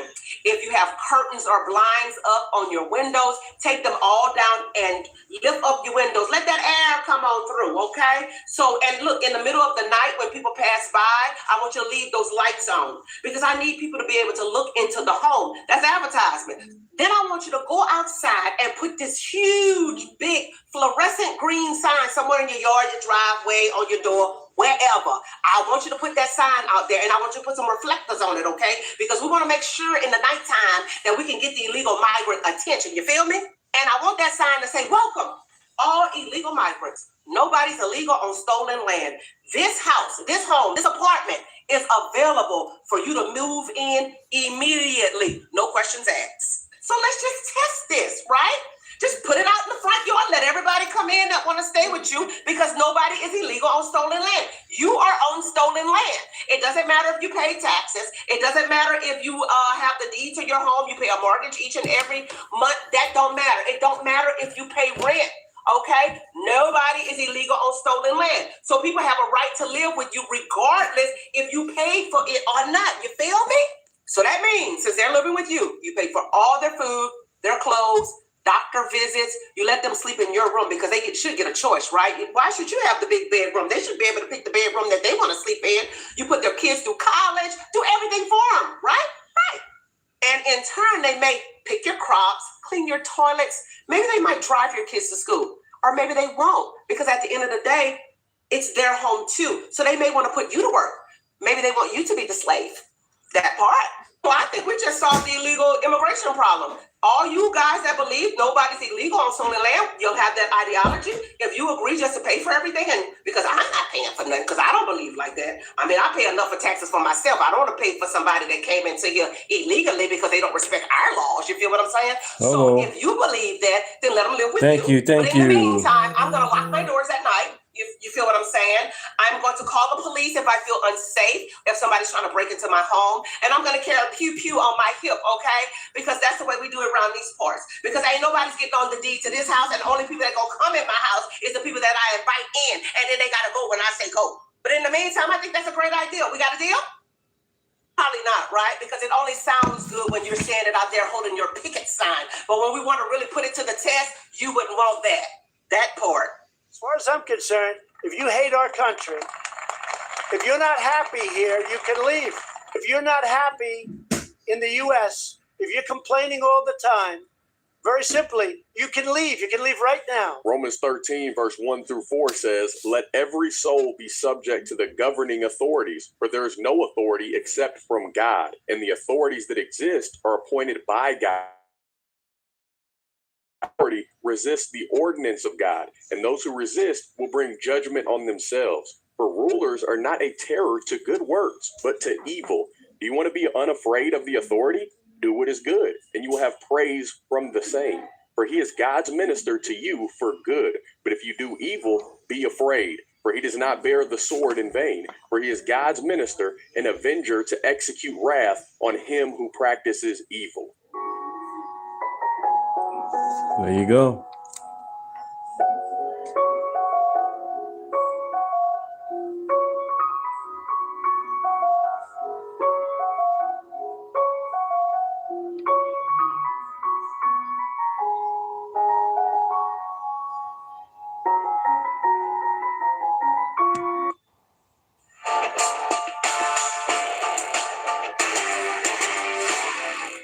President Trump railing against birthright citizenship after he spent part of his day yesterday listening to oral arguments on that issue at the Supreme Court. Trump wrote on Truth Social, quote, "We are the only country in the world stupid enough to allow birthright citizenship," and several of his closest advisors and supporters echoed that. Stephen Miller railed against the policy on X yesterday, quote, "Birthright citizenship means the children of illegal aliens can vote to tax your children and seize their inheritance." And conservative commentator Matt Walsh chimed in, writing in part, quote, they actually don't believe in you or my birthright. We are on stolen land and don't belong here, according to them. But the anchor baby whose parents got here from Guatemala 10 seconds ago has a birthright and is tied to the nation by blood for all time. That's actually their position. It's so psychotic that you can't even argue against it. The court itself seems skeptical of Trump's executive order attempting to limit birthright citizenship despite his presence in the courtroom, a move that was criticized heavily online.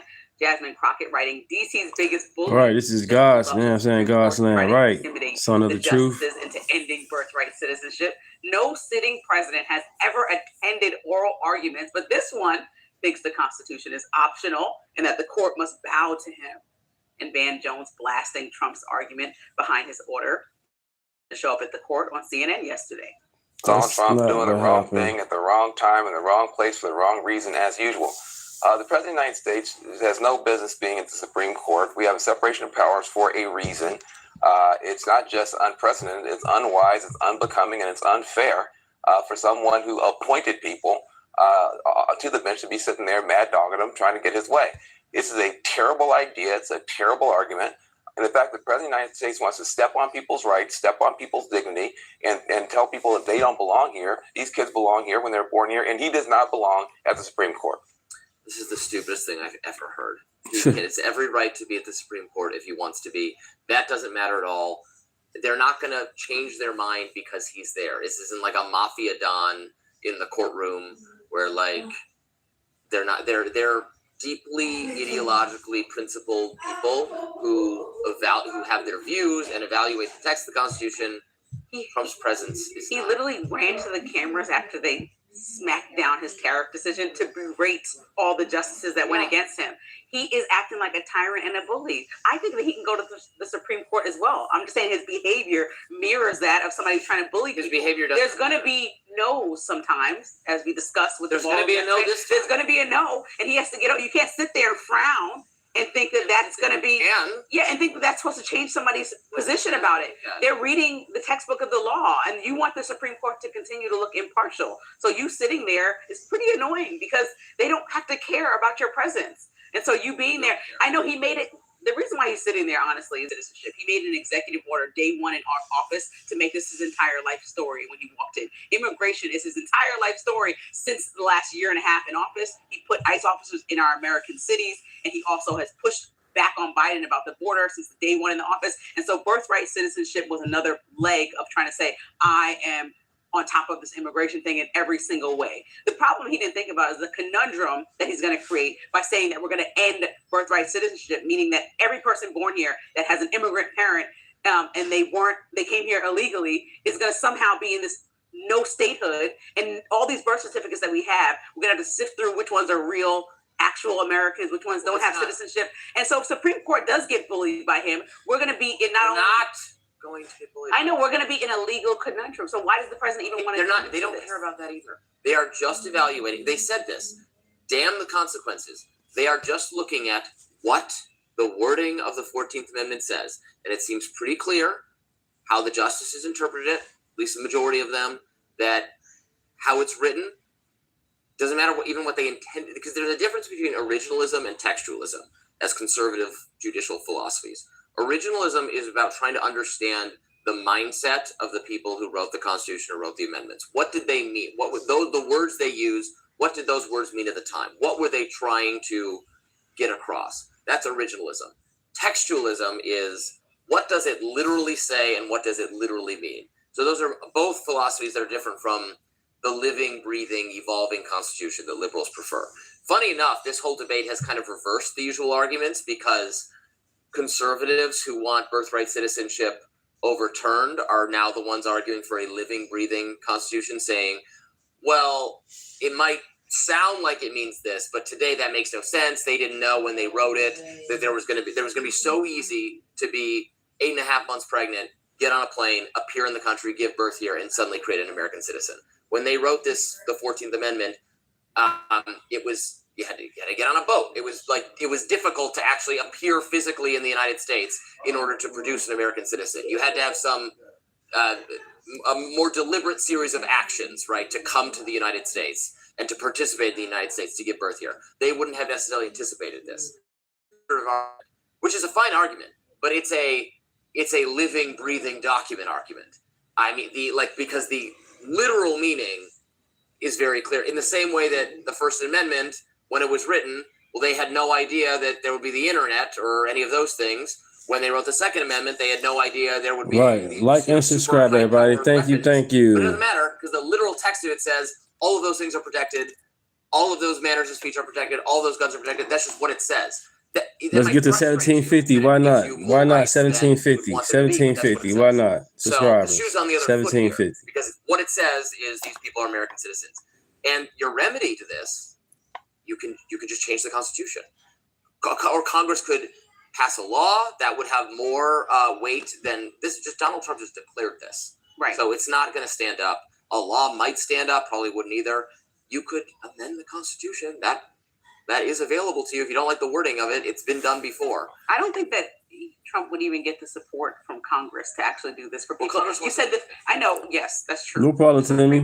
No problem. Like you said, looking about the chaos. I'm glad you're in the chat. If you don't subscribe or like, I'm glad you're in the chat. It's all good. For the president to go to Congress and look at everything, they'll understand that to really be in every hospital and decide about whether each baby should stay is a ludicrous suggestion to figure out if they were actually American citizens or if they just came here, had a baby early, you can't go on a trip. Like, what would you like to do? I mean, like this. It is, because we're going to have 4.7 million, I believe I read, immediate people that are stateless. They have no place so they're not Americans, but they were born here, but they're not from any other country. So what do we God's my master. Their birth certificate. They have the citizenship of their citizens of their parents. Only God. No, that's not how this works. Citizenship of your country. You're saying that's not how it works, but that's how we could make it. Like, it can be changed. Yeah, so we have to go country to country and say, oh, well. Other countries don't have birthright citizenship. Okay, but our peer Western countries do not have birthright citizenship. Okay, so their parents should go back to where they came from and say, we're going to go get your birth certificate over there. Okay, well, that's going to create chaos. Some people are like 50 years old, Robbie. Some people were born here. You got here and you had your baby. Your baby's Chinese. Yes. Go back to China. Some people were born here and their parents might have passed away. A 50-year-old person whose parent had them 50 years ago, who's been living as an American, been through all American schooling. They should go back to China now at 50? The administration is not arguing that this should be retroactively applied. So they're not. The government is not even asking the Supreme Court to say in a backward direction that these people are not citizens. It's only seeking to apply it into the future. And so that's not happening. Well, Congress was going to have a conversation about how this makes sense, and if they thank you, appreciate it. Back up in the hands of somebody suing the government and in the Supreme Court's hands all over it. But if there was the Supreme Court could say there's some actual ambiguity, but it is for Congress to then craft a more precise citizenship law. they're never going to say, and this is why this was a doomed effort, and conservatives just have to prepare themselves that this was never going to work. Donald Trump just saying, by executive order, this is done, was never going to stand up in court. It just was not. I just want to know what do conservatives at the moment have to rest their hat on? Because there's several things that just don't work. Every day we talk about what's not working that the president tried to EO his way into. The tariffs. I know. It's a bad strategy. Well, the conservatives are frustrated, and they are right to be, because this is a moment. These moments do not occur very often where the same party has control of the presidency and Congress and are not trying to pass legislatively an agenda. Now, they're not trying to do that because they would get filibustered, but you should still try, and then you make Democrats vote against popular things, and you say, see, this is why we need to elect more Republicans. You have to at least try. They're not even trying. They're doing it by the way they know it'll be struck down.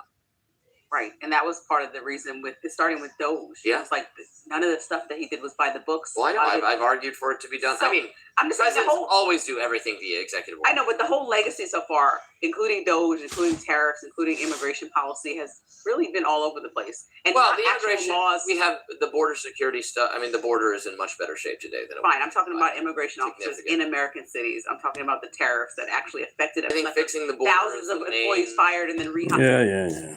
For the first time in U.S. history, a sitting president attended arguments in person. It was all about the legality of his day one executive order, ending birthright citizenship for the children of illegal immigrants. The president says the goal is stopping Americans from getting ripped off. The reason was it had to do with the babies of slaves and the protection of the babies of slaves. It didn't have to do with the protection of multi-millionaires and billionaires wanting to have their children get an American citizenship. It is the 1750. Why not? and saying congratulations, your whole family is going to be a citizen of the Thank you, United guys. States. Appreciate it. That's not what it was for. And the numbers back up the president. Nearly 1 in 10 babies born in the United States in 2023 were born to unauthorized or temporary status mommies. But that fact is lost on liberal freaks like this guy in a pink frog costume. And check out this Democrat's foul mouth meltdown. You ready? Rep. Susie Lee posting and then deleting. It's a whole lot of F-bombs. She's defending her comments, saying that Trump's attack on the Constitution struck a nerve. Dana, do you want to take on the birthright citizenship, or you want to talk about Susie? Susie, I didn't even know who she was. Susie Lee. No, I won't. I'll let her go. Sounds like you after a few drinks. Damn. It's totally irrelevant. What is relevant is I go live Monday through Thursday in the morning, things here. 8 to 11, So, for a long time, leading or up if to not this, longer, Monday through Thursday, people, as unless something comes up. But I'm here, here to share, here to go live for you guys. it's not that the issue isn't an important one.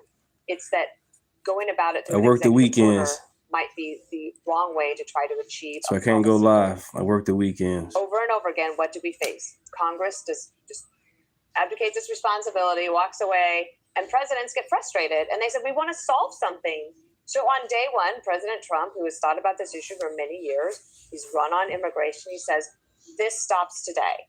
And it's interesting because all of a sudden, the Democrats are strict constitutionalists, and they love the originalism argument, of which they have hated from Thomas and Alito, Barrett, Kavanaugh, and Roberts. But now all of a sudden they're like, that's not what the Constitution says. And so as somebody who I have always believed that let's stick with the Constitution. However, I also think if there's nothing wrong with the Supreme Court saying to the Congress, this issue should be fixed, but it's not going to work with just this executive order. Now, maybe it'll turn out that the president wins on this one. But this is the last point I'll make on this that I thought was Thank so you, guys. disturbing. Thank you. Because I don't really understand it. Maybe somebody here is going to explain it to me. In 2006, I was deputy press secretary, and the average poll of how people felt about this issue was that 45% of Americans thought that everyone who was born in America automatically became a U.S. citizen. 45%. Today, it's 69% think that anyone who was born in America, even after all of these things, all of these stories, people coming here just to have their babies.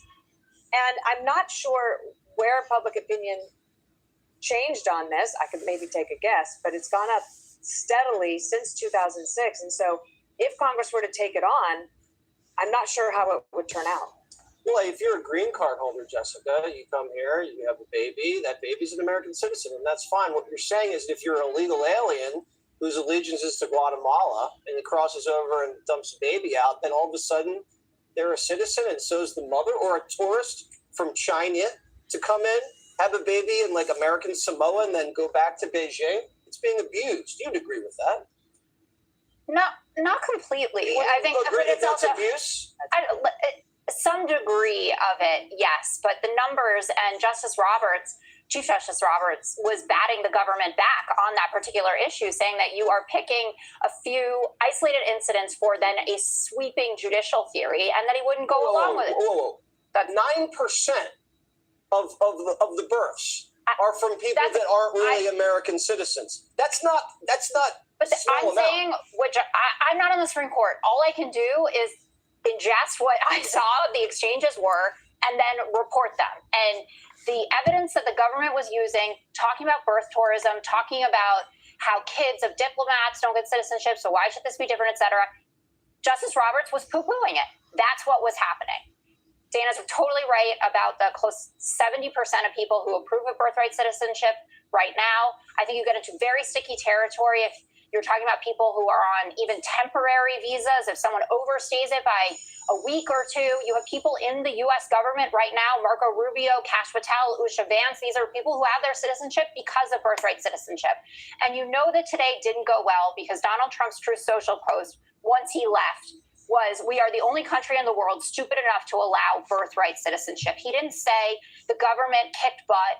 He didn't say we're going to win this thing. He said, basically, I'm throwing a temper tantrum. And a couple that was a fact. Is that not a fact? How you doing, Kayla? That doesn't matter? No, it actually doesn't matter because you know how he behaves when he's excited about something. You know how he behaves You're focusing on emotion and not the fact that he said the absolute Hold on one truth. second. The government did not seem in certain exchanges to be prepared to come and talk to these justices. Like Neil Gorsuch is going to ask you about Native Americans. He always talks about Native Americans. Yeah. No response about what was going to happen there. Justice Barrett talking about... It's already been adjudicated. Native Americans. He said, I don't think so. No, did you hear him? Did you listen to how he responded? He said, I don't know. I don't think so. Justice Barrett, another time that happened. You're ignoring some of the facts that were laid out today. You say this is a small sliver. False. Go check out the data from the Government Accountability Institute, which they made reference to today.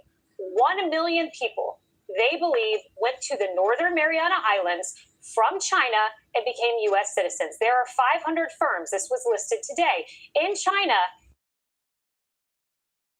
inserting the Chinese Communist Party into our country. Now, what this could translate to, according to Eric Eggers, is 1 million new voters by 2030. I think we can all agree that that is a perilous state. If you have people from China coming over and giving birth, 1 million new voters by 2030, that is a big problem. And it is inconceivable to think that the framers of the 1868 14th Amendment, that's the year it was ratified, had an idea that 4 billion women in the world could come here, give birth, take a plane ride, and boom, you're a U.S. citizen. It's inconceivable on its face. You're an illegal and you come here and you have a baby that is not a citizen. And saying that you are somehow Because the parent's not a citizen. Right. It makes sense. Because you had a baby born here, all of a sudden, oh, you a citizen. And the parents didn't even get the chance. No, man. No. You got to earn it at least. Harsh. By saying something that is so obviously sensible. Why not earn it? That, like, if you, it makes it, as Donald Trump says, and it's so mean, and I'm going to get to that. No other country does this. No other country does this. And why? Because nobody wants to do it in those countries. There's nobody clamoring in to try to game the system to have babies in Haiti. All right? So you're saying they're all coming here. What does that tell you? The system is being gamed. So how did this happen when you're talking about these polls? I don't think the polls are real, but No, you're missing the whole part. You got people coming on, I'm saying, over here on BS just to have a baby and then go back. And all of a sudden, it's ways around how they doing it. It's not, they ain't doing it the right way. Let's rewind it back. How you said it. have a baby that is not a citizen. And it is inconceivable to think that the framers of the 1868 14th Amendment, that's the year it was ratified, that 4 billion women in the world could come here, give birth, take a plane ride, and boom, you're a U.S. citizen. It's inconceivable on its face. Right. Yeah, you're an illegal and you come here and you have a baby that is not a citizen. And it amazes me that by saying that, you are somehow portrayed as harsh. By saying something that is so obviously sensible that, like, if you, it makes it, as Donald Trump says, and it's so mean, and I'm going to get to that. No other country does this. No other country does this. And why? Because nobody wants to do it in those countries. There's nobody clamoring in to try to game the system to have babies in Haiti. All right? So you're saying they're all coming here. What does that tell you? The system is being gamed. So how did this happen when you're talking about these polls? I don't think the polls are real. But I do think that there has been a shift due to redefining in the last, I would say 15 or 20 years, redefining common sense, patriotism as intolerant, xenophobic, but most important, mean. So if you think about every segment that we do or every position we're on, we are always portrayed as mean. So when you say men cannot be women, men cannot be in women's sports, you are intolerant and you are mean. If you say illegals need to be deported, all illegals, I think the worst first, but in the long run, you never know who the worst is first because you let them all in. Yes, that is so mean. You think this guy should go to prison? I mean, he had a terrible upbringing. Yes, he should go away for 25 years. That is so mean. Every single policy that the Democrats try to shove down your throats is based on the fact that somehow when you take a stand to protect your country or your family, it's somehow mean. This is like, I really do think this is a dangerous culture. Now, I keep thinking to myself, what if the supporters of birthright citizenship were gung-ho patriotic Americans who said, we need to do this, and we align it with a dedicated citizenship assimilation path. So we have the American ideal protected, valued, cherished. I'd be like, wow, that's pretty amazing that these people feel that way. But the problem is the people that are pushing birthright are the people who reject American culture, who reject assimilation, who embrace the so-called tenets of diversity and identity politics, who believe that America as an idea is not just flawed, but evil and in need of radical change. So I don't trust. This is why all the arguments about birthright citizens are what ifs, analogies. Kenji Jackson Brown, my favorite artist, was comparing it to getting your wallet stolen in Japan. They cannot live in the real world where you see the incentives and you see the actual data. So instead, they live in analogies. And then they look at you and they go, you're just mean. And everybody said so. We have this poll that says you're just really mean for believing this way. I don't care.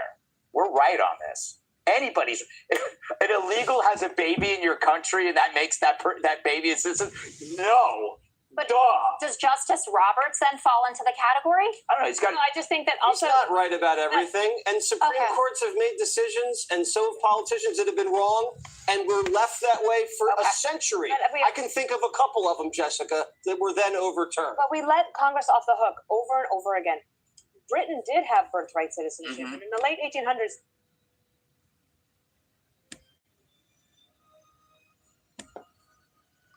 Hold on.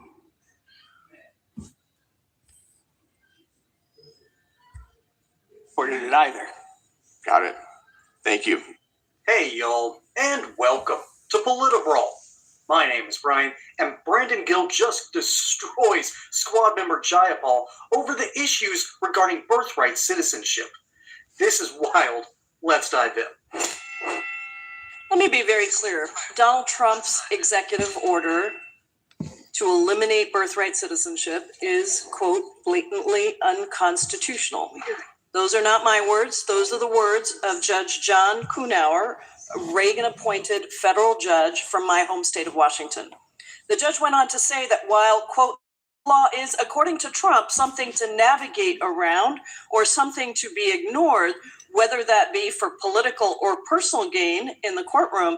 The rule of law is a bright beacon which that judge intends to follow. For over 100 years, birthright citizenship has been enshrined as a fundamental right under the 14th Amendment. The language in the amendment is very clear. All persons born or naturalized in the United States. In fact, so clear that at least 4 federal judges have concluded that the executive order is unconstitutional. Like many of the attacks on immigrants by the Trump administration, this attack centers on old tropes that question the, quote, allegiance of immigrants, tropes that were applied to enslaved Black people brought to this country in shackles, as well as Japanese Americans imprisoned and interned during World War II. These attacks are couched in a completely baseless argument that somehow immigrants born in the United States to a parent who is undocumented don't have sole, quote, allegiance to the United States. My friend from Texas, Mr. Gill. Chip Roy. Thank you, Mr. Chairman. 160 years ago, Democrats were asking us, if it weren't for slavery, who would pick our cotton? And today they're asking a similar question, which is, if it weren't for mass migration, who would pick our avocados? It's a similar pattern that they've established and say that the United States is not, in fact, better off by importing a massive class of what is virtually serf labor, which undermines our cultural fabric and our government as well. I'd also like to point out that the admission that we need more and more unvetted illegal aliens pouring into our country is also an admission that the goal, or one of the goals, of our colleagues on the other side of the aisle is explicitly to reduce American wages, because that's exactly what they're doing and what they're saying they're doing whenever they talk about bringing in cheap labor. We're talking here about birthright citizenship, and which has provided an enormous loophole in our immigration system and has facilitated the mass. Yep. Like and subscribe, everybody. Thank you, guys. Thank you. Let's continue to grow. Appreciate you guys. Importation of illegal aliens. Through this current loophole, upwards of 300,000 people a year are granted automatic citizenship in the United States, despite being born to parents who have no ties to our country and who are here illegally. And also due to failures in our legal immigration system, these individuals then use their citizenship to sponsor their illegal alien parents and other family members for a green card, which creates a never-ending cycle of people coming into the country who have no business being here at all. We've now gotten to the point where the percentage of America's foreign-born population is quickly approaching 15%, which is the highest it's been since at least 1910. Mr. O'Brien, I'd like to start with you with a couple questions, if you don't mind. Under the 14th Amendment, Native Americans, due to tribal allegiances, were not granted citizenship. Is that correct? That's correct. Got it. And the children of foreign diplomats were also expressly excluded from birthright citizenship. That's correct. Got it. From the available evidence, is it safe to say that the authors of the 14th Amendment understood a difference between total allegiance to the United States compared to simply being subject to the legal jurisdiction by nature of presence in our country? Yes, I think they made that very clear in the debates. Got it. And in your opinion, based off this difference, would the authors of the 14th Amendment conclude that an individual whose parents did not owe total allegiance to the United States be granted birthright citizenship? No, I think the import of the holding in Won Kim Ark was that only individuals who were lawfully present in the United States could transmit citizenship to their children born, or I should say, only the children born of people who were lawfully present in the United States could acquire citizenship at birth. And despite all this, some of my colleagues here still contend that essentially any person born here, regardless of their legal status or the legal status of their parents, have a constitutional right to become a United States citizen. Have you seen any evidence to suggest that the authors of the 14th Amendment would support that view? No, and I don't think the authors of the opinion in Juan Kilmark would have supported it either. Got it. Thank you very much, Mr. Chairman. Right, we the people, Punch. Good one. As a good rule of thumb, whenever you see a professor, particularly with thick rimmed glasses, pudgy face, look like they haven't done. Is this the same lady want to give reparations to the illegals? Amazing. Vote her up out of here. A hard day's labor in their life, and they're sporting a bow tie, you usually want to take them at their word, particularly when they're talking about history, because those are the ones that have spent their entire life just absorbing knowledge. And that's exactly what this professor is doing. At least I assume he's a professor. There's almost no way he isn't. But when you're talking about the issues of birthright citizenship, you need to come prepared, because we have to deal with so much case law. We have to deal with so many different Supreme Court rulings in certain cases. For instance, the one that they're talking about was, let's see the name. Yeah, Wong Kim Park, which I didn't welcome to the chat, Trent. First viewing. Glad to have you back. To land on the same page that they're in. So go lucky me, I guess. But in that case, this was a dude that was born here in the United States. His parents weren't technically citizens, but they were legally allowed to be here. And if you're legally allowed to be here, you have a kid in the United States, you get automatic citizenship. And that kid actually lived here for 20 years. He then went back home to China to visit his parents who had returned home. And because of certain Californian and even federal laws, when he came back, he was barred entry, and he took that issue all the way to the Supreme Court. That's one of the cases that I'm perfectly fine with him winning it, because that was an 8-2 decision, not 8-2. That was 6. I'm right here with you guys. Decision, which, by the way, I guess it's not unprecedented to have 8 members of the Supreme Court, Jayapal. But Jayapal doesn't really care about. Thank you, guys. Thank you so much. Laws. She wants to undermine them at any given opportunity. Hey, y'all. According to new reports, central banks around the world, institutions, they want to take away your money and give it to quote Daffy Duck. Hey, I'll prove I'm Robin Hood. I'll take away that rich dude's money and give it to some poor unworthy slob. Well, it's one of the best jokes in Robin Hood Daffy, by the way. The amount of times I bring up Looney Tunes, that's kind of worrying me now. But Jayapal does not care about actually helping people. She does not care about rule of law. She cares about getting this Gramscian idea and shoving it down your throats and getting you to like it. It's absolutely asinine. But unfortunately, there is a bit of a problem that Brandon Gill keeps running into here. And that's the problem. Quite smaller government, yes. See, the whole, and it's why I don't like the originalist argument, is despite the fact that I love former Judge Anthony Scalia, I love a lot of his positions, but the whole idea of around originalism it's bunk. Trying to get the intent and spirit of the law, well, that's good if you're trying to write a sermon. It's not good when you're trying to write and interpret laws. So you have to go by what is actually the word and the wording of the 14th Amendment. All citizens born or naturalized. Yeah, when you register to vote, we get that. It's about going to the poll itself and showing your ID at the poll. Your ID has your address, your picture, and most of all, your signature. So yeah, we get that you register with your ID, but now it's going to the poll with your ID. How's that a problem? You go to the liquor store with your ID, thirsty for it. So what's the problem being thirsty to vote for your federal elector? What's wrong with that? Are citizens of the United States. Unfortunately, it's that simple, but Brandon Gill does bring up a good point. The loophole. It's a loophole, ladies and gentlemen, and it needs to close. Trump plays the long game, and the long game is being patient. And being patient, that's where the reward comes from. All these quick fixes doesn't do anything. It's not going to heal. Be patient. We got this. MAGA, baby. Not out of cruelty or malice, but because it is being used against the United States, or can be used.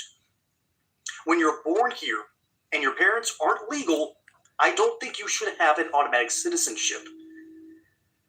I think something else has to happen. I'm not sure you should be deported.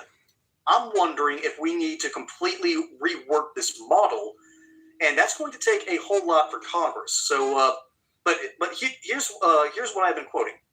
There have historically been only a few exceptions to that general rule. Gray, and that is Justice Horace Gray, continued. For example, the children of hostile enemies who were occupying the country and the children of foreign diplomats, as well as, until 1924, some Native Americans. That general rule is if you're here legally, if your parents are here legally, they might not be citizens themselves, but you get citizenship.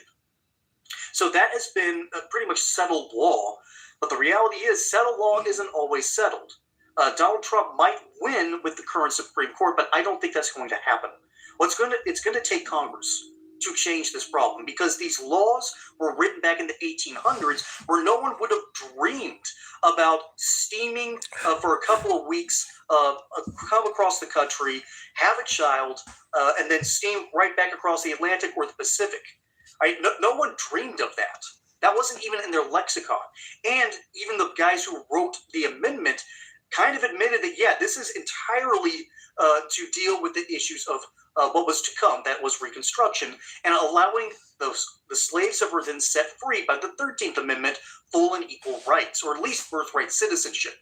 They had a whole lot more trouble giving full rights, and that had to be a fight for over 100 years. So the fear-mongering that the Democrats are doing isn't about, oh, Trump's going to end birthright citizenship. They can clutch their pearls all they want about birthright citizenship, but it is, as Brandon Gill correctly described it, a loophole. We need to deal with this issue. All right, full stop. It needs to happen. And ultimately, when you have this loophole in the modern era, with the modern technologies we have, with the speed that we can traverse the globe. I remember our B-29, sorry, not B-29, that was World War II. Our B-2 bomb target in Iran and flew all the way across the globe in 36 hours. We're no longer living in a world where we go around the world in 80 days. We can go around the world in less than 80 hours. That is how small our world has gotten. And no, I'm not trying to get that song stuck in your head. But we have. And we're back, y'all. Thank you for watching today. Go ahead and hit that like button. Like and subscribe, you guys. You see, everything I'm bringing up is all connected. You know what I'm saying? I'm not just flip-flopping. Sometimes I might flip-flop depending on Red and Raven moment. But other than that, it's all connected with this birthright citizen stuff, you know? Different point of views, different people, different talking points. Like and subscribe, everybody. Why not? A roll to 2,000 subscribers. Let's get it. My people, you know that it helps. Let's get it. And of course, it helps you because it helps us keep bringing these stories every day. Now, y'all, today we're going to be talking about your girl, Justice. That's justice for you. Justice Ketanji Brown Jackson, and the Supreme Court heard the birthright citizenship case today, y'all. It was a doozy. But there was one clip of your girl that came out, and it's been making its rounds around the internet today. But the problem is people are not giving you the full context about what she was asking, about what she was saying. So I'm going to bring that to you today, y'all, so that you can make a real opinion about whether or not you think she was she out to lunch? Was she way out in left field? Or can you say, I can see what she was talking about. So y'all, first what we're going to do, we're going to listen to kind of the intro to her question. She's going to refer to another question that was asked by Judge Alito. So we're going to intro her question, then we're going to get the context with Judge Alito's question, then we're going to circle back around to the conclusion that your girl drew, right?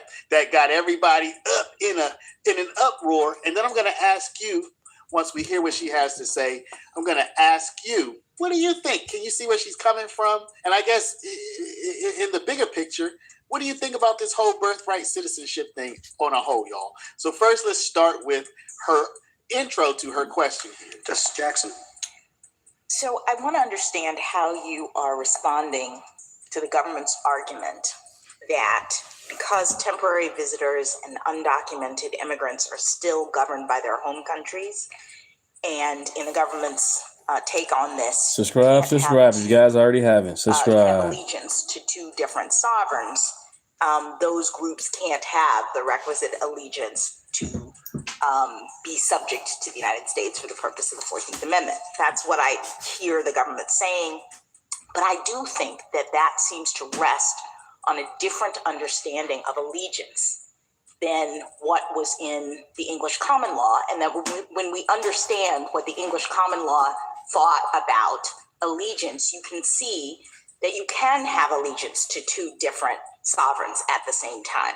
This kind of goes back to Justice Alito's questions. I mean, so let's listen to what Justice Alito had to say. He was asking questions about can someone have allegiance to different sovereigns, basically different countries, but different sovereign nations. So can you have allegiance to the United States and to Russia?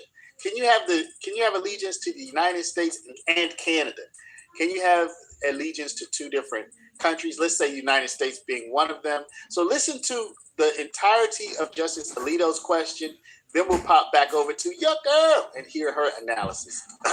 Ms. Langer, would you agree that the citizenship test in the 14th Amendment is the same as the test in the 1866 Civil Rights Act? So the words are obviously different. What Wong Kim Ark tells us and what the debates tell us is that the framers, it was the same Congress, obviously, framing both. Congress was trying to do the same thing with both the 1866 Act and with the 14th Amendment. They wanted to capture the common law exceptions and the Indian tribal exception. They started out with the two separate phrases, not subject to any foreign power, plus excluding Indians not taxed. And as Justice Gray described it in his majority opinion in Wong Kim Ark, they decided to switch to the affirmative phrase, subject to the jurisdiction. Yeah, well, do they mean the same thing? And wouldn't it be very odd if the citizenship test in the 14th Amendment were broader than the citizenship test in the 1866 Civil Rights Act, particularly in the light of the fact that the 1866 Civil Rights Act was reenacted after the adoption of the 14th Amendment and remained in place until 1940. Sure, the framers were trying to do the same thing with the language in both. Okay, so then I think we can turn to the language of the 1866 Civil Rights Act because it's more straightforward. Subject to the jurisdiction thereof is like the puzzle wrap. Not subject to any foreign power is pretty straightforward. So let me give you these examples. A boy is born here to an Iranian father who has entered the country illegally. That boy is automatically an Iranian national at birth, and he has a duty to provide military service to the Iranian government. Is he not subject to any foreign power? Not within the meaning of the 1866 Act, Justice Alito. And that's clear from Wong Kim Ark, and it's clear from the debates. What the framers meant by the phrase not subject to any foreign power was referring to the ambassador exception. If it meant what the government contends, basically not a subject of any foreign power, that another country considers you a jus sanguinis citizen, then lawful permanent residents, all foreign nationals. Well, ordinary public meaning of that would certainly encompass that boy, would it not? Justice Alito, if you think that the language of the 1866 Act was ambiguous, as Wong Kim Ark says, the shift to the language of the 14th Amendment, which is the operative text, certainly clears up any ambiguity. What I said about a boy born to an Iranian father is true of children born here to parents who are nationals of other countries. If I'm correct, it's true to a child who's born here to Russian parents. It's true to a child who's born here to Mexican parents. They're automatically citizens or nationals of those countries and have a duty of military service. It sure seems like that makes them subject to a foreign power. But again, Justice Alito, that would have meant that the children of Irish, Italian, and other immigrants, which Wong Kim Ark refers to and the debate the framers referred to, would not have been citizens either. Because if the only test is whether that US-born child is considered a citizen by another country under their jus sanguinis laws, then no foreign nationals' children. Cases, the parents could be naturalized, and then the children would be derivatively naturalized when the parents were naturalized. So there you heard Justice Alito saying, well, hold up. Now, if somebody's born on United States soil, they might be a U.S. citizen according to our current interpretation of the law, right, of the Constitution. But that person they might actually be a citizen of another country, might be even an enemy of ours, and they might have a duty to go there and do military service. How can that happen, right? So he's calling into question this idea that you can really have allegiance to two different countries. Particularly, I think he used Iran as the first example, because right now we're fighting a war with them, right? So with that in mind. All right, you guys, after this video, that'll be it. I appreciate you guys being in the chat. My name is Deunta. You guys is a blessing. Love each other. Love your enemies. Stop all the hate. Congratulate. Let's continue. This be the last video for the day. I really appreciate you guys. Listen to how your girl, Justice Ketanji Brown Jackson, how she reasons all of this through. I was thinking about this, and I think there are various sources that say this, that you can have. Yeah, it's been 2 hours and 40 minutes. I've been live streaming with you guys. Really appreciate it. You obviously have permanent allegiance based on being born in whatever country you're from. That's what everybody recognizes. But you also have local allegiance when you are on the soil of this other sovereign. And I was thinking, I'm a U.S. citizen and visiting Japan. Thank you. And what it means is that, if I steal someone's wallet in Japan, the Japanese authorities can arrest me and prosecute me. It's allegiance, meaning can they control you as a matter of law. I can also rely on them if my wallet is stolen to, under Japanese law, go and prosecute the person who has stolen it. So there's this relationship based on, even though I'm a temporary traveler, I'm just on vacation in Japan, I'm still locally owing allegiance in that sense. Is that the right way to think about it? And if so, doesn't that explain why both temporary residents and undocumented people would have that kind of quote unquote allegiance just by virtue of being in the United States? That's absolutely right, Justice Jackson. And that comports with the plain text of the 14th Amendment as it applies to everyone born in the United States, other than those subject to the exceptions that were baked in a close set. You owe natural allegiance as a U.S. born citizen. If you want to look at the parents of those people, and let's say the parents are foreign nationals but not ambassadors, the parents owe temporary allegiance. Right, so the babies get the permanent allegiance piece. I'm also on iHeartRadio as well.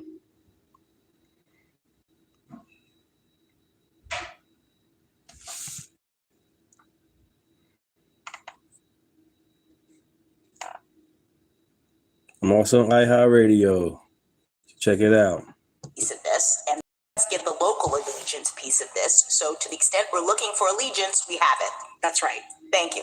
Now that got everybody in an uproar because she uses the term allegiance, like I pledge allegiance to the flag, right? Like it's something that's inside of you or something that you're generating that you are. 48 episodes on there. 48 episodes. I have allegiance inside of me and I'm giving it to this country.